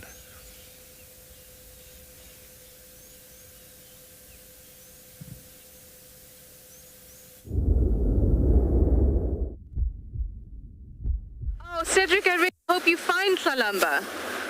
That would be awesome. Now, here in Cozy Bay, in Cape Town, the weather is a-changing. Certainly is. I can see some rain coming hard and fast down behind our seal rocks, shall we call them? Little seal colonies. It's coming down really hard and fast. The sun has disappeared, so off has gone our sunset, although I must say it's still very, very beautiful, very ominous. That's a word I like to use. It's scary at the time. But Cozy Bay has certainly been cozy, especially when we first started. But now it's getting very cold and rainy. At least there's a little bit of a sunset in the distance. Now, Jason has gumboots on, so he's, all brave. All these rocks are covered in algae, different types of algae, and so they're really slippery. But Jason's managed to get himself all the way to kind of the front of the rocks, closest to the seal colony. So I'm behind a big rock, and I'm presenting to this big rock. We're looking at the seals in the distance off to my right. And that's why you've got these wonderful views. So let's take a moment to absorb it all, listen to the wonderful thrashing of these waves, and of course, feel that very ominous storm coming our way.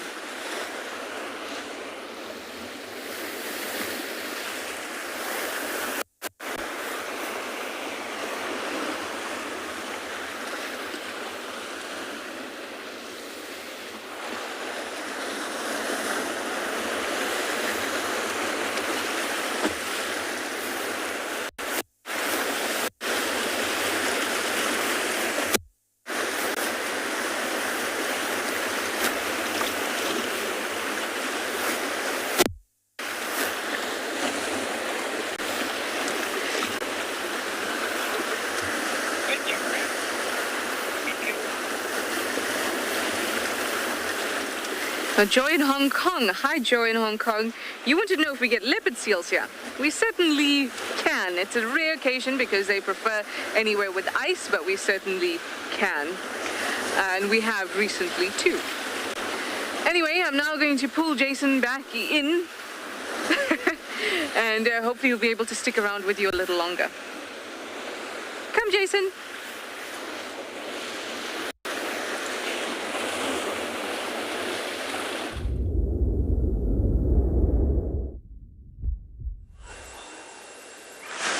I think something's happened because I heard through, my connections are going a little bit funny. I did hear that we were live, but I heard it through Morgan's. There we go. Sorry, I don't know what's happening with the connections. I couldn't really hear much that was happening. I could just hear it from Morgan's headphones. We've decided to come all the way around, and then we've got Tundi semi-waking up.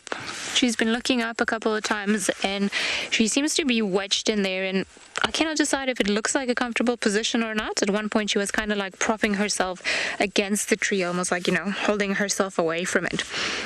And that one paw sticking out there almost has that Caribbean hammock feel to it, and she's just like, oh, this is my spot, and I like it. So much so that there was a hyena that just came around, and I don't know if it found part of the skill or what she was feeding on, but it sounded like it was crunching some bone. So perhaps a part of the duiker actually fell from during the day, or the hyenas got a little bit, but it just had a couple of bites and then it moved off and left. It was that same one that we first had when we arrived, the one that looks like it's a young one, or, well, not as old.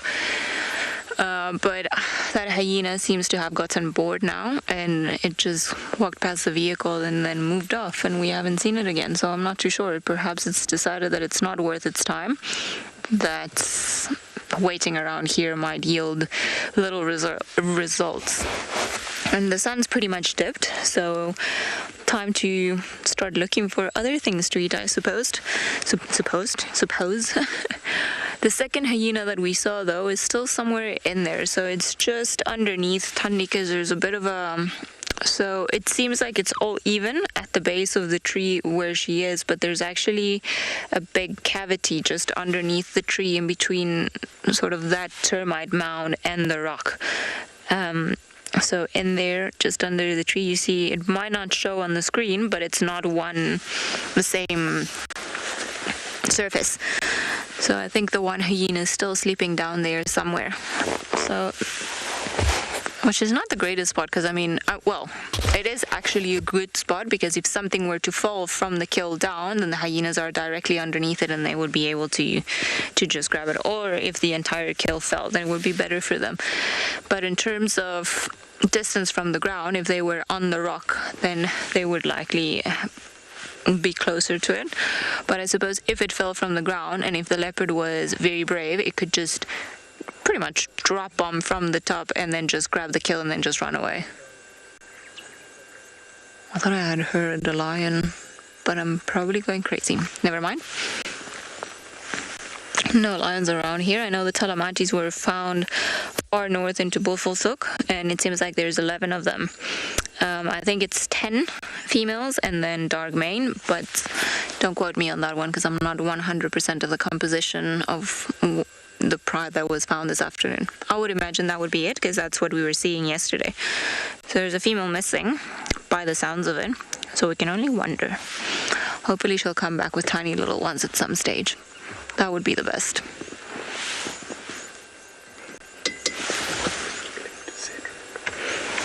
We're gonna head over to Cedric, and I'm gonna carry on seeing what is happening with this radio.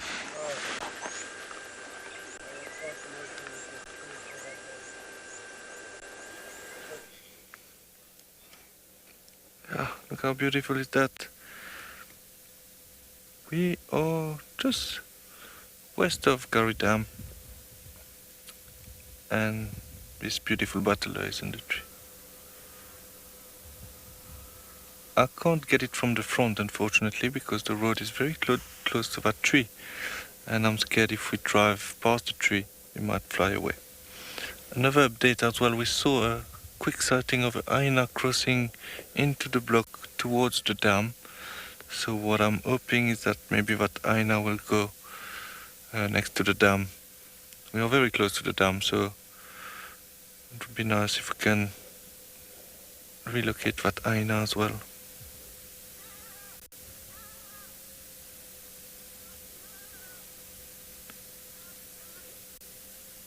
It's a bit sad that we can't see that battle from the front, but we've been looking for them earlier this afternoon. We saw one flying, and now this one that looked like a female. I think so, yeah.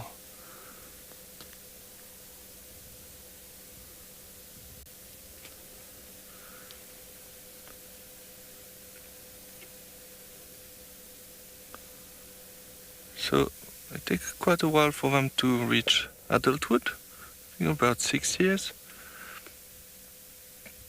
And as you know, when they are juvenile, they are completely brown.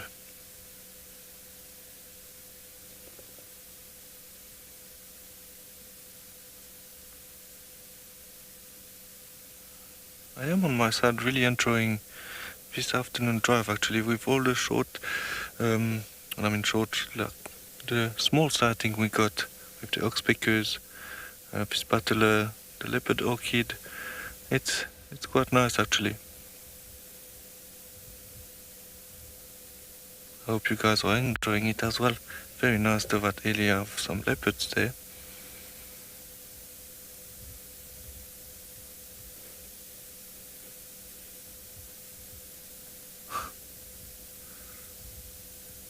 Yeah, so it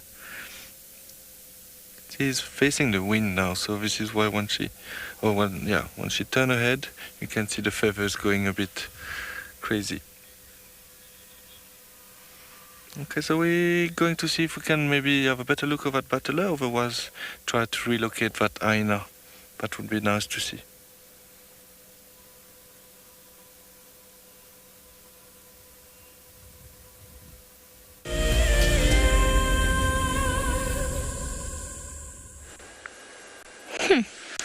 It's pretty nice. It seems like it's a hyena-filled day. So, Dundee, if you can find her, we shall give you 10 brownie points.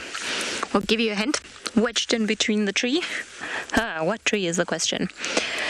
No. So she is just at the bottom of that tree, and she was looking up, and she's now been turning her gaze up a couple of times. So I think it's a good, and the ears are twitching. Sadly, we can't see if she's got her eyes open from here. But I'd like to believe that she is slowly starting to wake up. As we've seen with a lot of the cats, it takes them a while. It's almost like getting the courage to wake up and then just move around and do things. But maybe while she carries on sleeping, we've actually got a clear view of the kill on the tree now.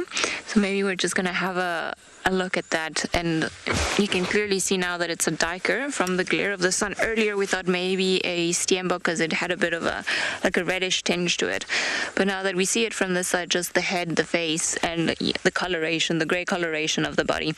So I apologize if this is a bit of a sight for some, but it's just unfortunately the way that nature works. In order for something to be able to survive, something else unfortunately has to perish, or at least in the carnivore world. It almost seems like half of the duiker is missing, or perhaps it's just been wedged in up there in a funny way. But my take is that they'll probably be here for the evening, and we just might have a chance of seeing them here this afternoon if they don't lose the kill to anything else. Depends also how much they've eaten during the day, but they've still got the neck and half of the body to get through, so it should be a decent meal for the both of them. Not the best one, but a good one anyway. Would have been nice to be here when they put it up, but I'm not too sure if that was done during the day. I suspect it was. Look at that mess of branches.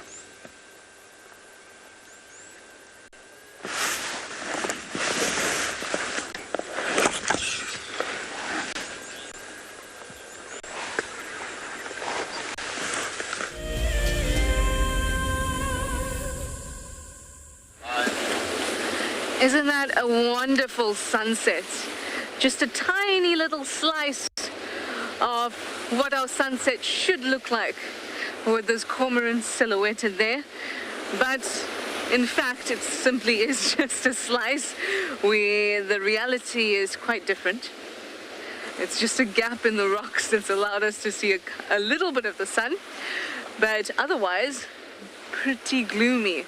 But I said to Jarrett, the director, we have one patch of blue sky above us. Let's do one more segment to just show you the beauty out here in Cozy Bay in Cape Town. And the last couple glances at the cormorants and the seals. So far together, we've seen a Cape cormorant, and I'm quite sure yesterday that we saw a crowned cormorant. It was a little difficult to tell, but I think so. If that is the case, that's a really awesome find. It's pretty uncommon, generally speaking, but there have been sightings of them along this coast. Definitely more than anywhere else. So that is awesome. You also get a bank cormorant here, and then the white-throated or white-chested cormorant. I haven't seen them yet, though.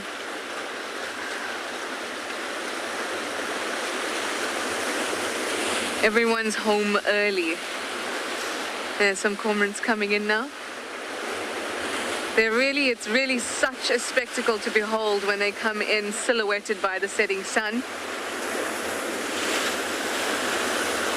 Whoa, that was a wave and a half. Also, I might add that I wasn't wrong about the tides. It's going to be low tide at about 7:30. So I thought it would start, going out already. But there's quite a swell, perhaps because of the weather.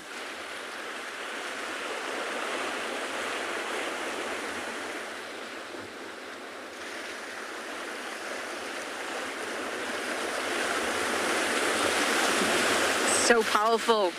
The sound of this ocean, so powerful.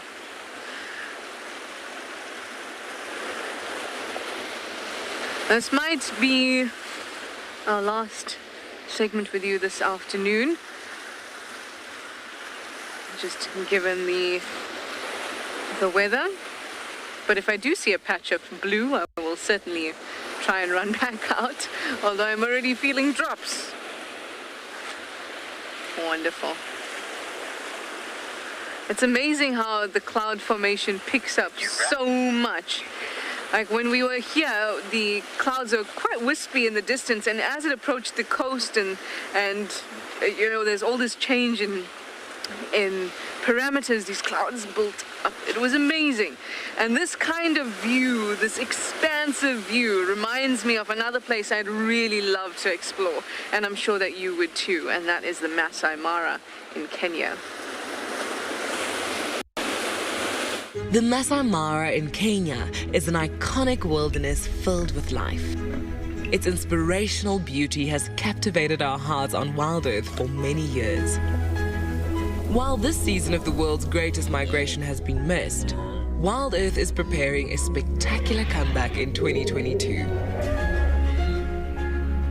For the first time ever, WildEarth will be running expeditions to Kenya's Masai Mara throughout the 2022 migration season. Hosted by David Githu and Isaac Rotich, you could be a part of the team that shares the wildebeest migration with the world, live on WildEarth's daily safaris.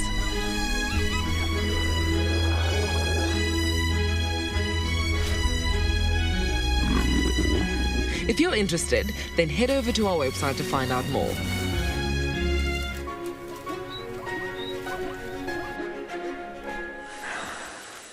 Well, I think Tandi's just pretending to be asleep now because she's been moving and up and down with her head.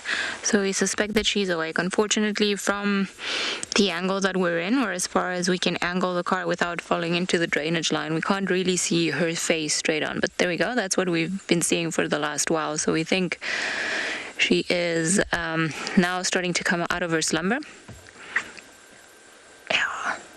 Don't disappoint. Don't close your eyes. Don't pretend I've seen you.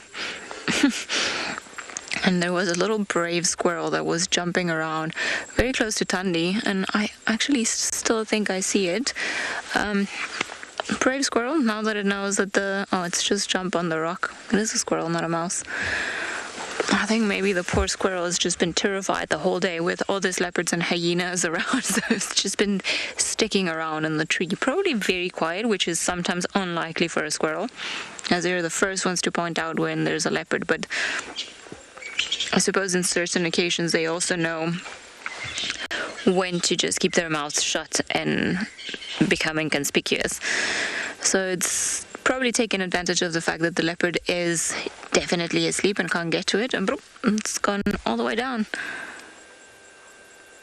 I mean, I think there's still a hyena down there where she's gone, so brave squirrel.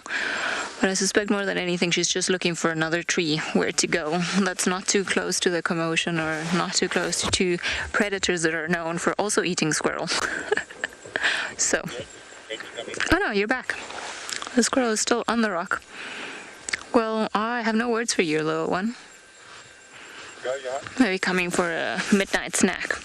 Still on the other side of the rock, and Tundi has not really caught on to the fact she just saw the squirrel climb off the tree. But I don't think she's worried at all about the squirrel. I mean, she's got a bigger kill up there, so she probably wouldn't waste too much of her chance unless the squirrel, of course, happened to get or approach Tundi too close and she had a chance to pounce for it. I mean, even though they've got a kill, if they've got the opportunity or a really good opportunity to present to them, or presents itself for them to catch something else, and they would likely take it. We see it a lot in the summer season or beginning the rainy season. When the impala give birth, they tend to do it all roughly at the same time. So when one gives birth, that you'll start finding one or two, and then the plains will be covered with impala lambs. And Tundi and Tlalamba, and we'll figure out if Marib's too eventually when he grows up, they're known for putting more than one impala lamb on top of a tree. So they'll get one, and then if they've got an opportunity, they'll get the second one, sometimes the third one. I think the most that I've seen on a tree by a leopard, it's about 4. Which, you know, it's a little bit sad, but also, I suppose, funny in a way, how they stash everything. Oh, Danny, we know you just want to get up there. We just know it in our hearts. You're starting to look uncomfortable.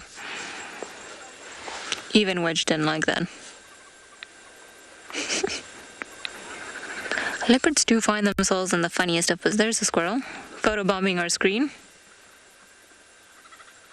And it's normally the way they move their tail when they're making the alarm call, but you'll notice the squirrel is still very quiet.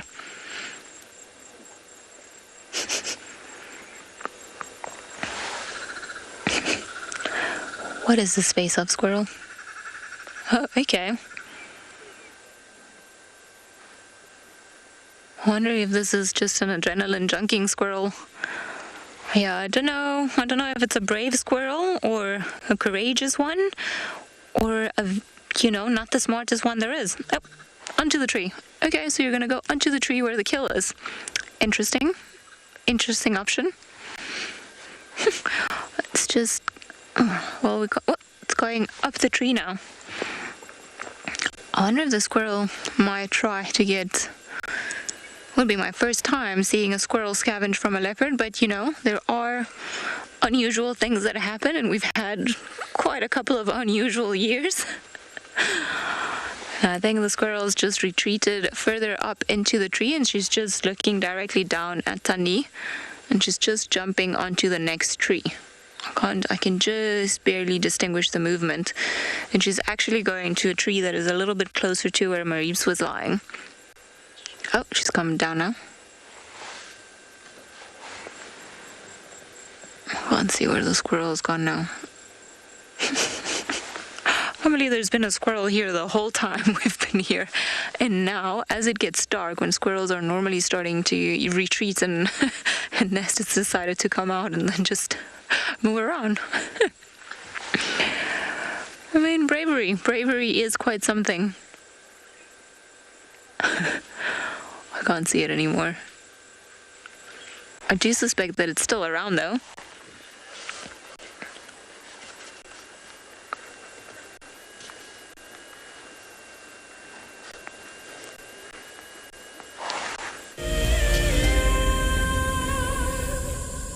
The Masai Mara in Kenya is an iconic wilderness filled with life. Its inspirational beauty has captivated our hearts on WildEarth for many years. While this season of the world's greatest migration has been missed, WildEarth is preparing a spectacular comeback in 2022. For the first time ever, WildEarth will be running expeditions to Kenya's Masai Mara throughout the 2022 migration season.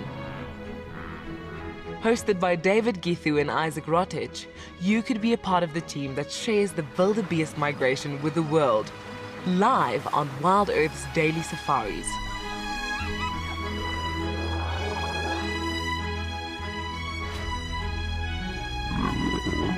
If you're interested, then head over to our website to find out more.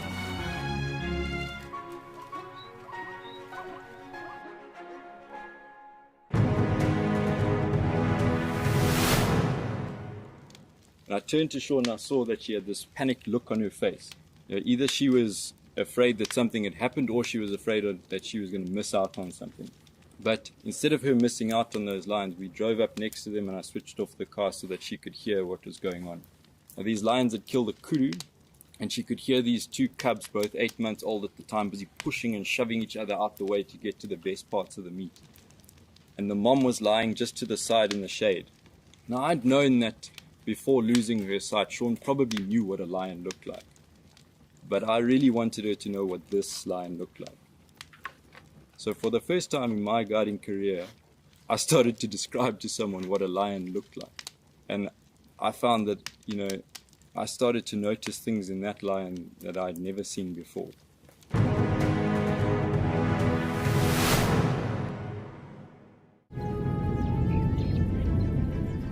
Oh, it's going to be in trouble now.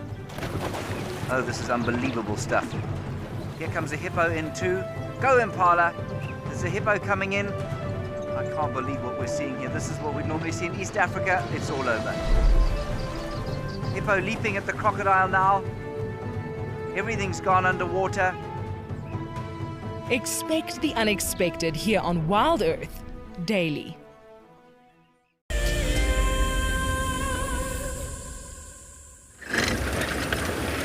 So welcome back with us.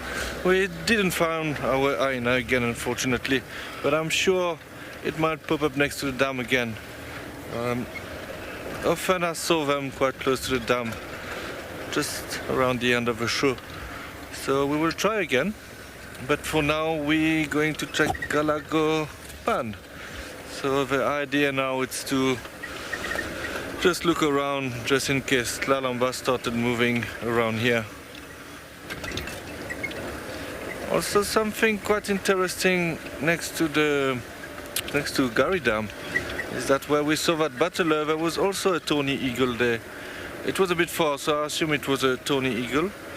And so we were thinking maybe there might be something dead there, but there was also lots of impalas around, very relaxed. So yeah, I'm not sure what's going on in that block there.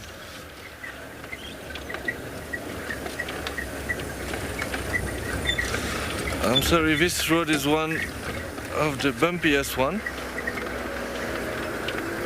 So it's shaking. I always tell to Darren to hold on. I would not want to follow some wild dogs here. That would have been very, very difficult on that road. As you know, wild dogs can move very, very fast when they start hunting.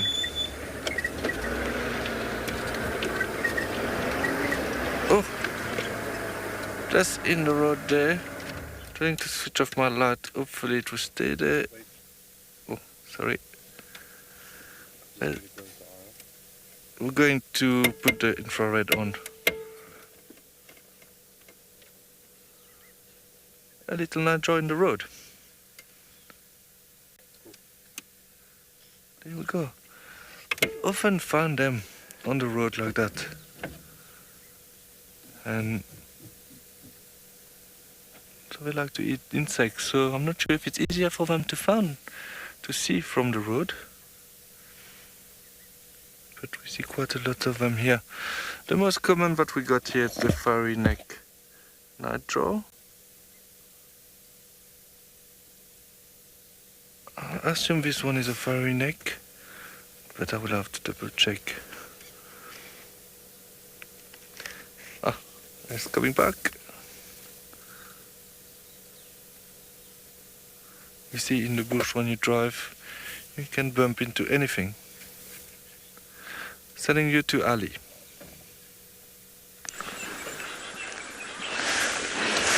Well, out of nowhere, Thandi decided to get up, and then just as she was climbing onto the tree, then Marips decided he wanted to be on top of the tree, and he came running. I actually think he jumped over her and then got onto the tree. And now he's wedged himself in a very uncomfortable looking position. It's just been moving. I think he's actually just wedged in by, the tail, basically.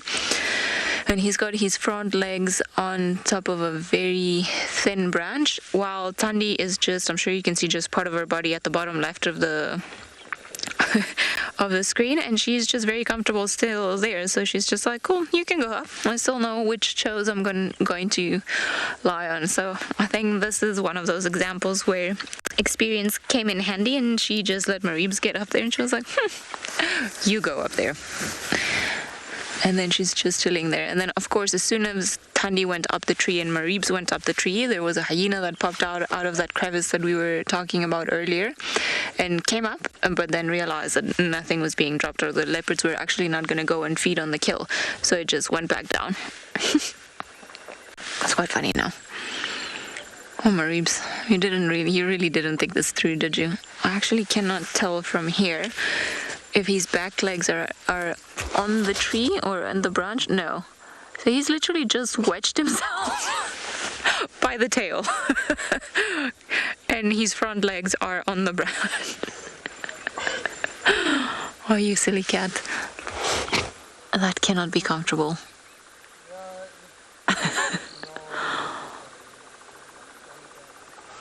That's quite funny. I'm sure he's just thinking what to do next, or how he's gonna get comfortable on the tree, because he was sleeping quite nicely but obviously still alert, and then he wanted to be better than his mom and get further up in the tree, and well, I'm not entirely sure he won. Just looking by his face, he's probably thinking the same.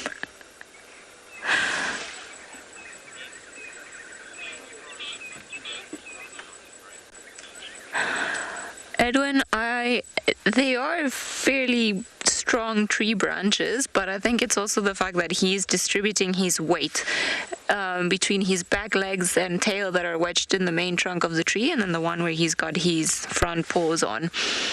If he were to put his full body weight on that little branch, I'm pretty sure that branch might not snap, but it will definitely bend down, and then it might cause him to fall, which is, I think, is what he's considering right now. He's realized that he can't put all his weight on there, and I don't know, it'll be interesting to see how he gets himself out of this position.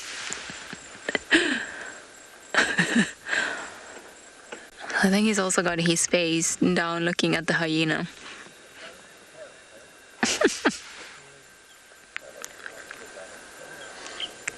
Funny cat.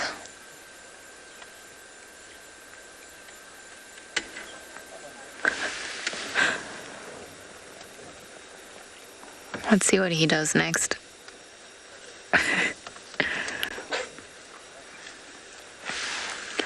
Can you hear a hyena walking down at the bottom of the tree?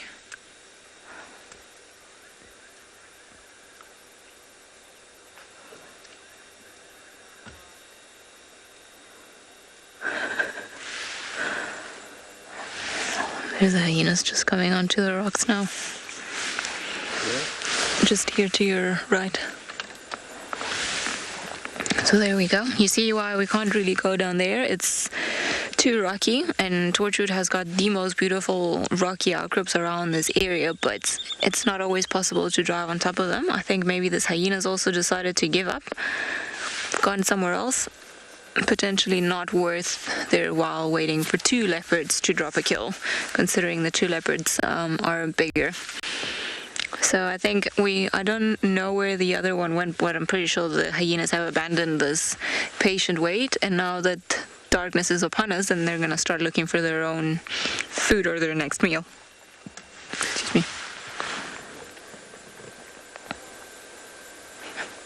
Maybe now Mareebs will decide what to do with his legs.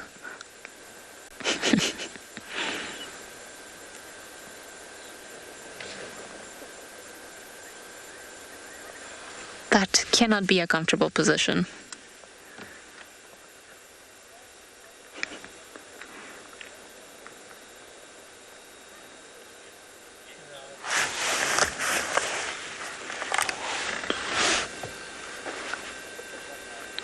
Sorry, Jared, my comments seem to be a little bit funny. Would you please repeat that question or comment?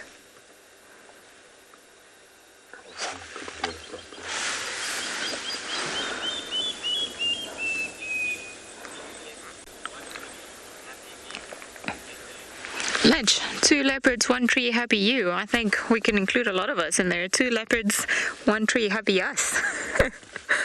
It's definitely a great sighting, and also because they've chosen a tree that's actually quite easy to see them in.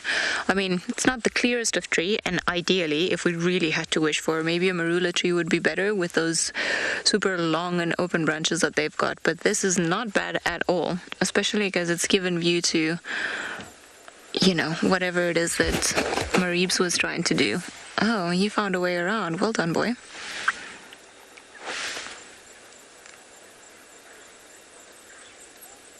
Also not the easiest way where they've wedged in the skill. But some more crunching of the grass. I wonder if perhaps there's not another hyena here that we don't know about. So you think he's just trying to problem solve how he's going to get to the kill and then maybe have a bite? It's finally that time of the day for him. And this might get a little bit too much for some viewers, so you might want to step away for a little bit, make yourself a cup of tea, and then come back. Okay, he's gonna... I wonder if he's not gonna take it down, because I don't think they can feed on the kill where it was.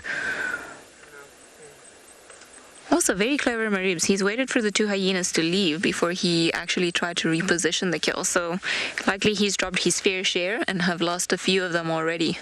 And then he's just had to, okay, I think he's just moved it and put it somewhere else in the tree where he could have better access to it. So you see now he started to pluck the hair. So he's not actually feeding on the duiker itself. He's just plucking the hair around the neck area. He's going to try to get rid of all of that, and then he's going to get to the meat. And then very likely what he'll do is use his carnassial shears. So the teeth orientation in a predator allows him to act like scissors.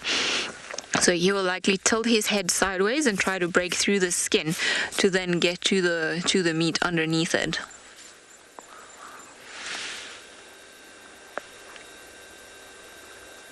Seems like Tundi has taught him well.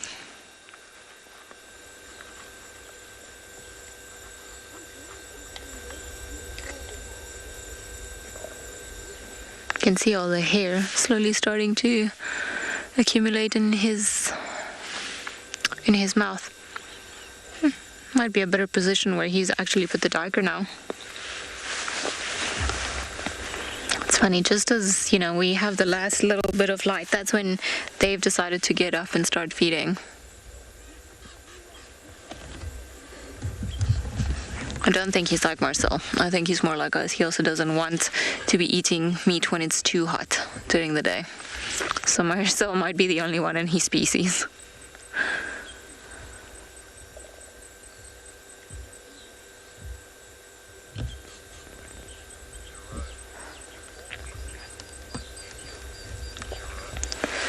Jerome, yeah, big cats pluck the fur or the feathers of their kills. I've seen lions do it before.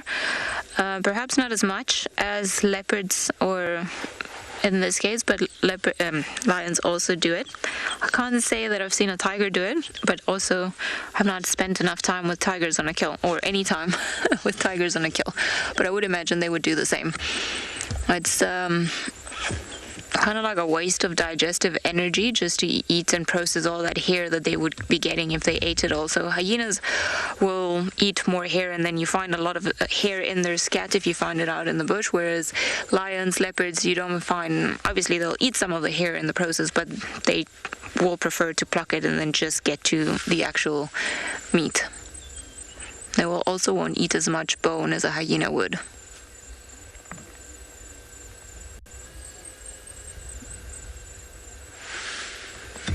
Quite impressed with how agile he is. I mean, he wasn't looking like the sturdiest leopard when he had himself wedged in there, but obviously that gave him an idea on where to wedge the kill.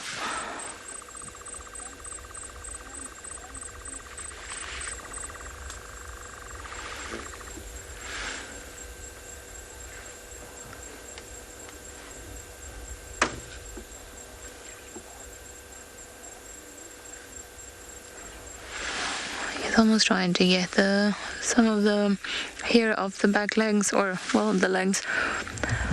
They can eat part of the leg. There's still a little bit of meat there, but there won't be as much, so they'll spend more of their time trying to get to the meat on the neck, and then what I think is the upper part of the body that's left.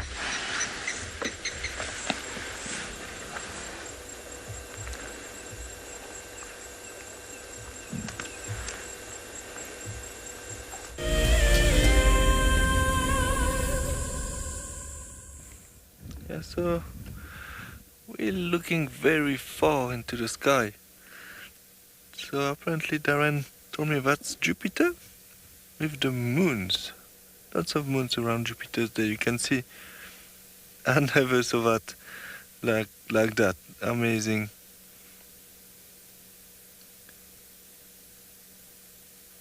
Very, very cool that Darren showed that to me.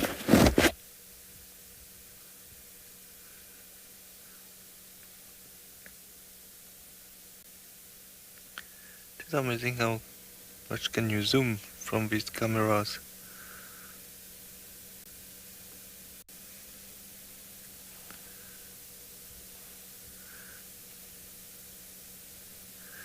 So just for you, I'm sure lots of you knows, but how you can differentiate a planet and a star. So the thing is that the star creates its own energy, so it will be flickering when you look at it. A planet will be reflecting a star's energy, so it's not going to flicker. So that's a nice way to, when you look at in the sky, if it's a star or a planet.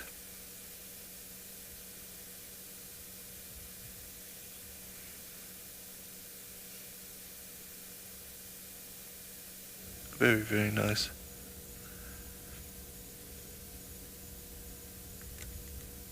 Yeah, I never saw that before. And yeah, obviously with our course we do an astrology course, but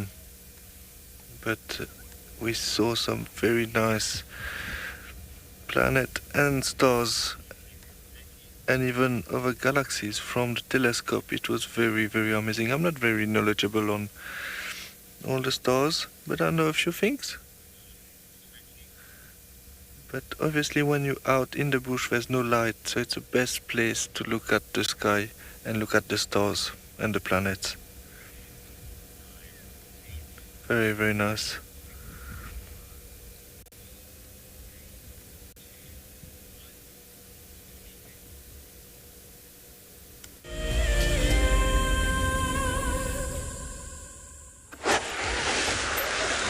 So Tundi's decided, she also wedged herself in a very strange position in the tree, but I think she decided quite quickly that it wasn't really comfortable. So she's just come down and probably pondering her next move. She's got that side, sort of like sorry side glance that some of the cats do, and now she's looking up.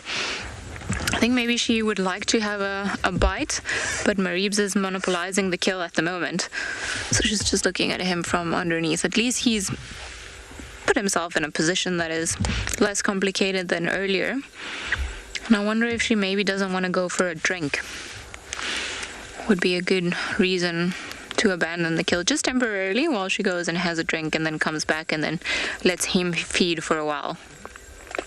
There's definitely some longing in her gaze when she looks up at him feeding.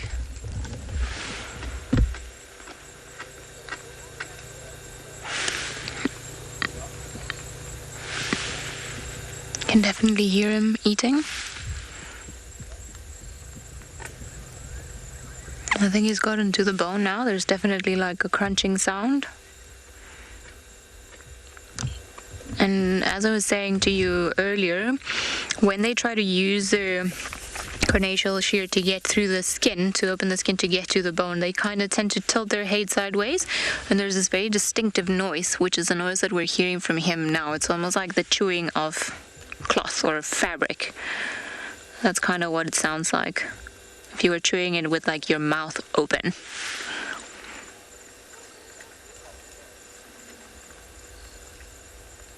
I think he's in that process now, definitely trying to have a good night or a good dinner.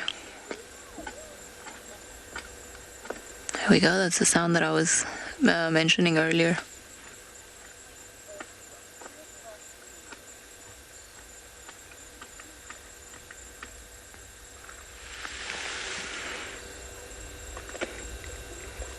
They really didn't choose the best tree to put their kill up in terms of eating or for eating purposes. Obviously, it served very well the purpose of keeping the hyenas at bay or keeping the kill safe from the hyenas. But it just seems like they might have to work for their meal a little bit more than what they have already.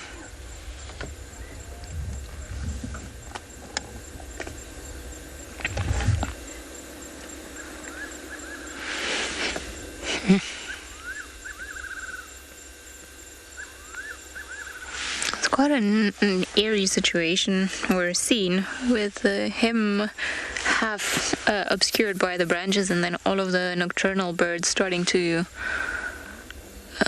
make their calls for the evening. Oh, don't know if you've got it properly wedged in there now. I think it might be hanging.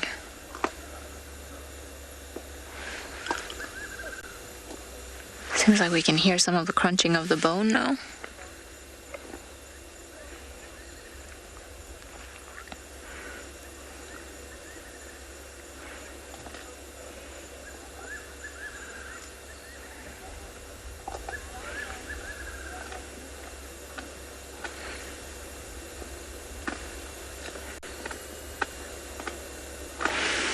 Well, at least someone's gonna have a good dinner tonight.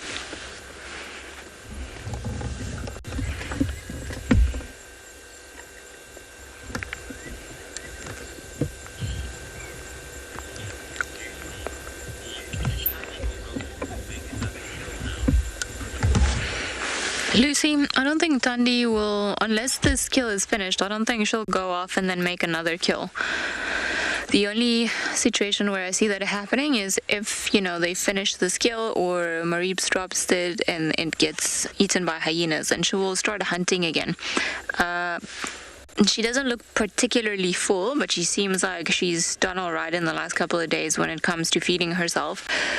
And like I said, unless there's really an opportunity of something that passes by too closely to them and the prey is unaware, they might track their luck, but I don't think she would necessarily go and start actively hunting tonight. I think it would be more of a case of an opportunity presented itself and she took it, if, this scene that we're looking at carries on throughout the night. I suspect, though, that at some stage she might just go up and then tell Mariebs that it's her turn to eat, and then she might just eat some of it.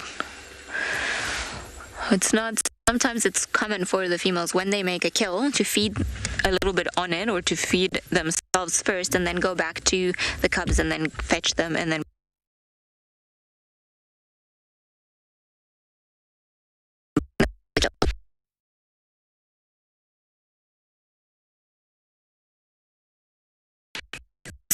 there's only about half a duiker left in here. I wouldn't be surprised that she actually got also a good meal out of it.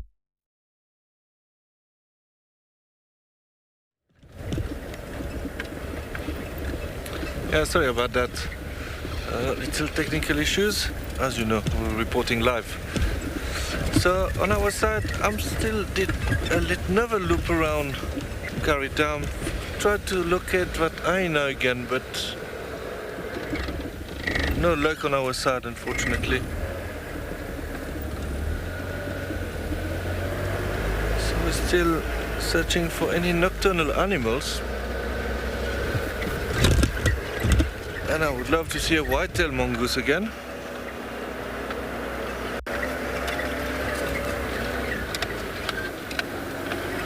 Or even an owl. I think the first time I was here, I did see a Vero's eagle owl on quarantine. I've been looking for that owl since.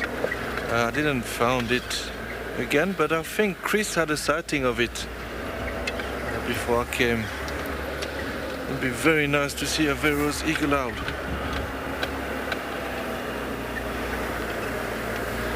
Okay, so we're going to try quarantine, see if there's no white-tailed mongoose there. I've got a few sightings of them on quarantine.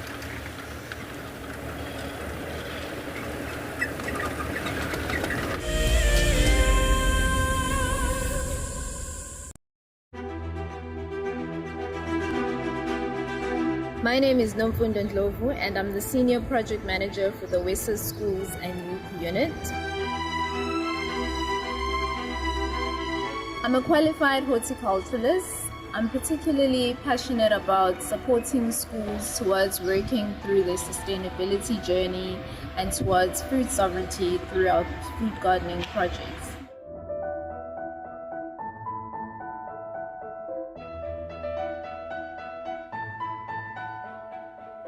A typical day in my work involves me overseeing our national projects and creating an enabling environment for schools to thrive and succeed in working towards self-reliance and sustainability, and really ensuring that no school gets left behind.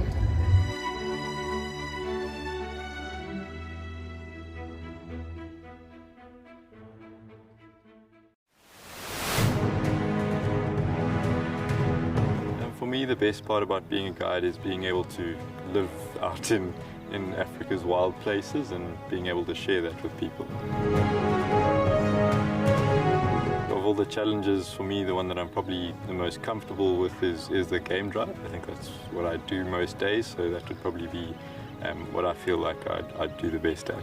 Almost like someone's put little Lego blocks up there and made this perfect little sort of statue, and there's another one further along as we drive. One of the challenges I'm the most nervous about would probably be shooting. I think on the day there's always quite a bit of pressure and intimidation, always associated with it, but I guess we'll see how it goes. I hope I'll win this competition, but if I don't, it's still been an experience of a lifetime, and I've learned a lot and met a lot of really, really cool people.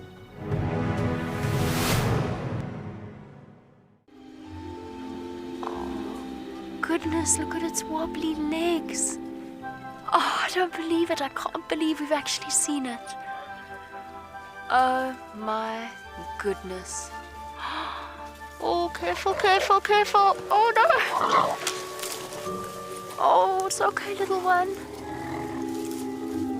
Okay. Expect the unexpected here on WildEarth daily.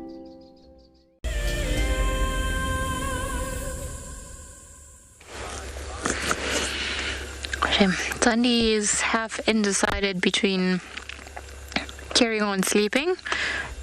Maybe the day was just too much for her, too hot, and gazing up and then just hearing Marieb's eat, and then perhaps even thinking about eating. I'm sure you guys can hear the crunching. It seems like he is really tucking into the meal, which is good. He's a young boy. He needs to eat to be able to grow, and then just make sure he becomes a successful and territorial male one day. So Tundi's at the bottom of the termite mound. I think she decided that the branch where she tried to lie on was not that comfortable, because at one point she had her back feet on the main trunk of the tree and then her two front feet somewhere else. I don't think it worked for her. And then Maurice is up there at the top of the tree with his kill. It's lucky he's got such a good mom that brings him to kill still. and that is also successful in making those kills. We're going to stick around with him a bit more, and then in the meantime we'll go off to Cedric and see what he's found tonight. There's our white-tailed mongoose. Yay!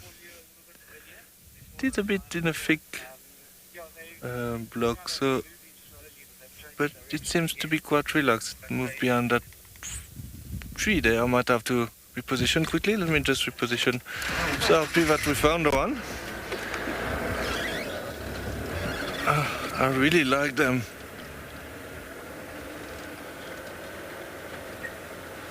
It is.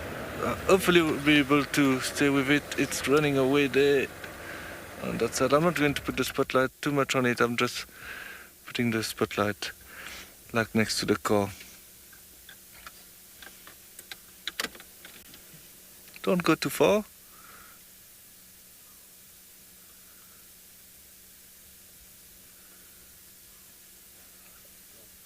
I can't see it anymore, sorry about that. I think it moved away. But how nice was that? That was very nice. Very happy for finding one. Let's see what we can find quickly before the end of the show. There's some impalas there.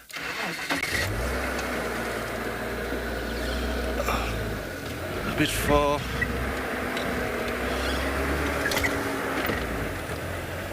Maybe we can find another one quickly and have a last visual. That was very nice though. I'm very happy we found our white-tailed mongoose.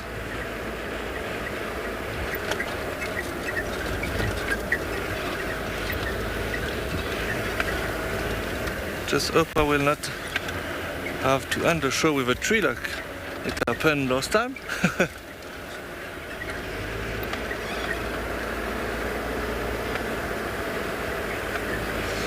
Nathan, you're asking if the white-tailed mongoose is the only nocturnal mongoose. That is a very good question, actually.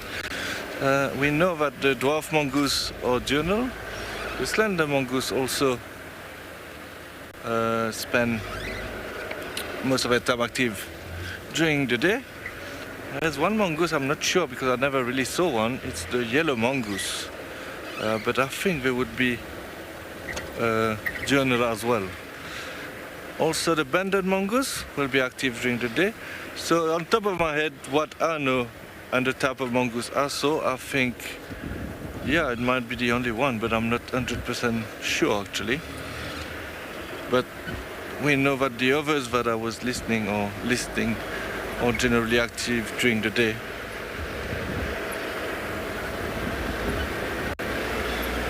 Okay, I think I will have to stop here. There's some impalas on the right hand side. It's not the best,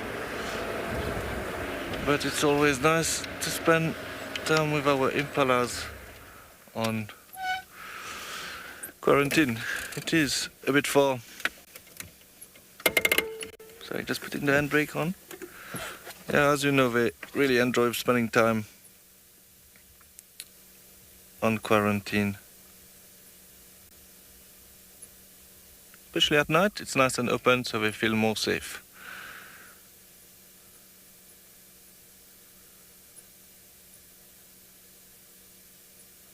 But I think it was a great day today. Lots of leopards, that was very nice. Very nice that Ellie found maribs and tondi this afternoon.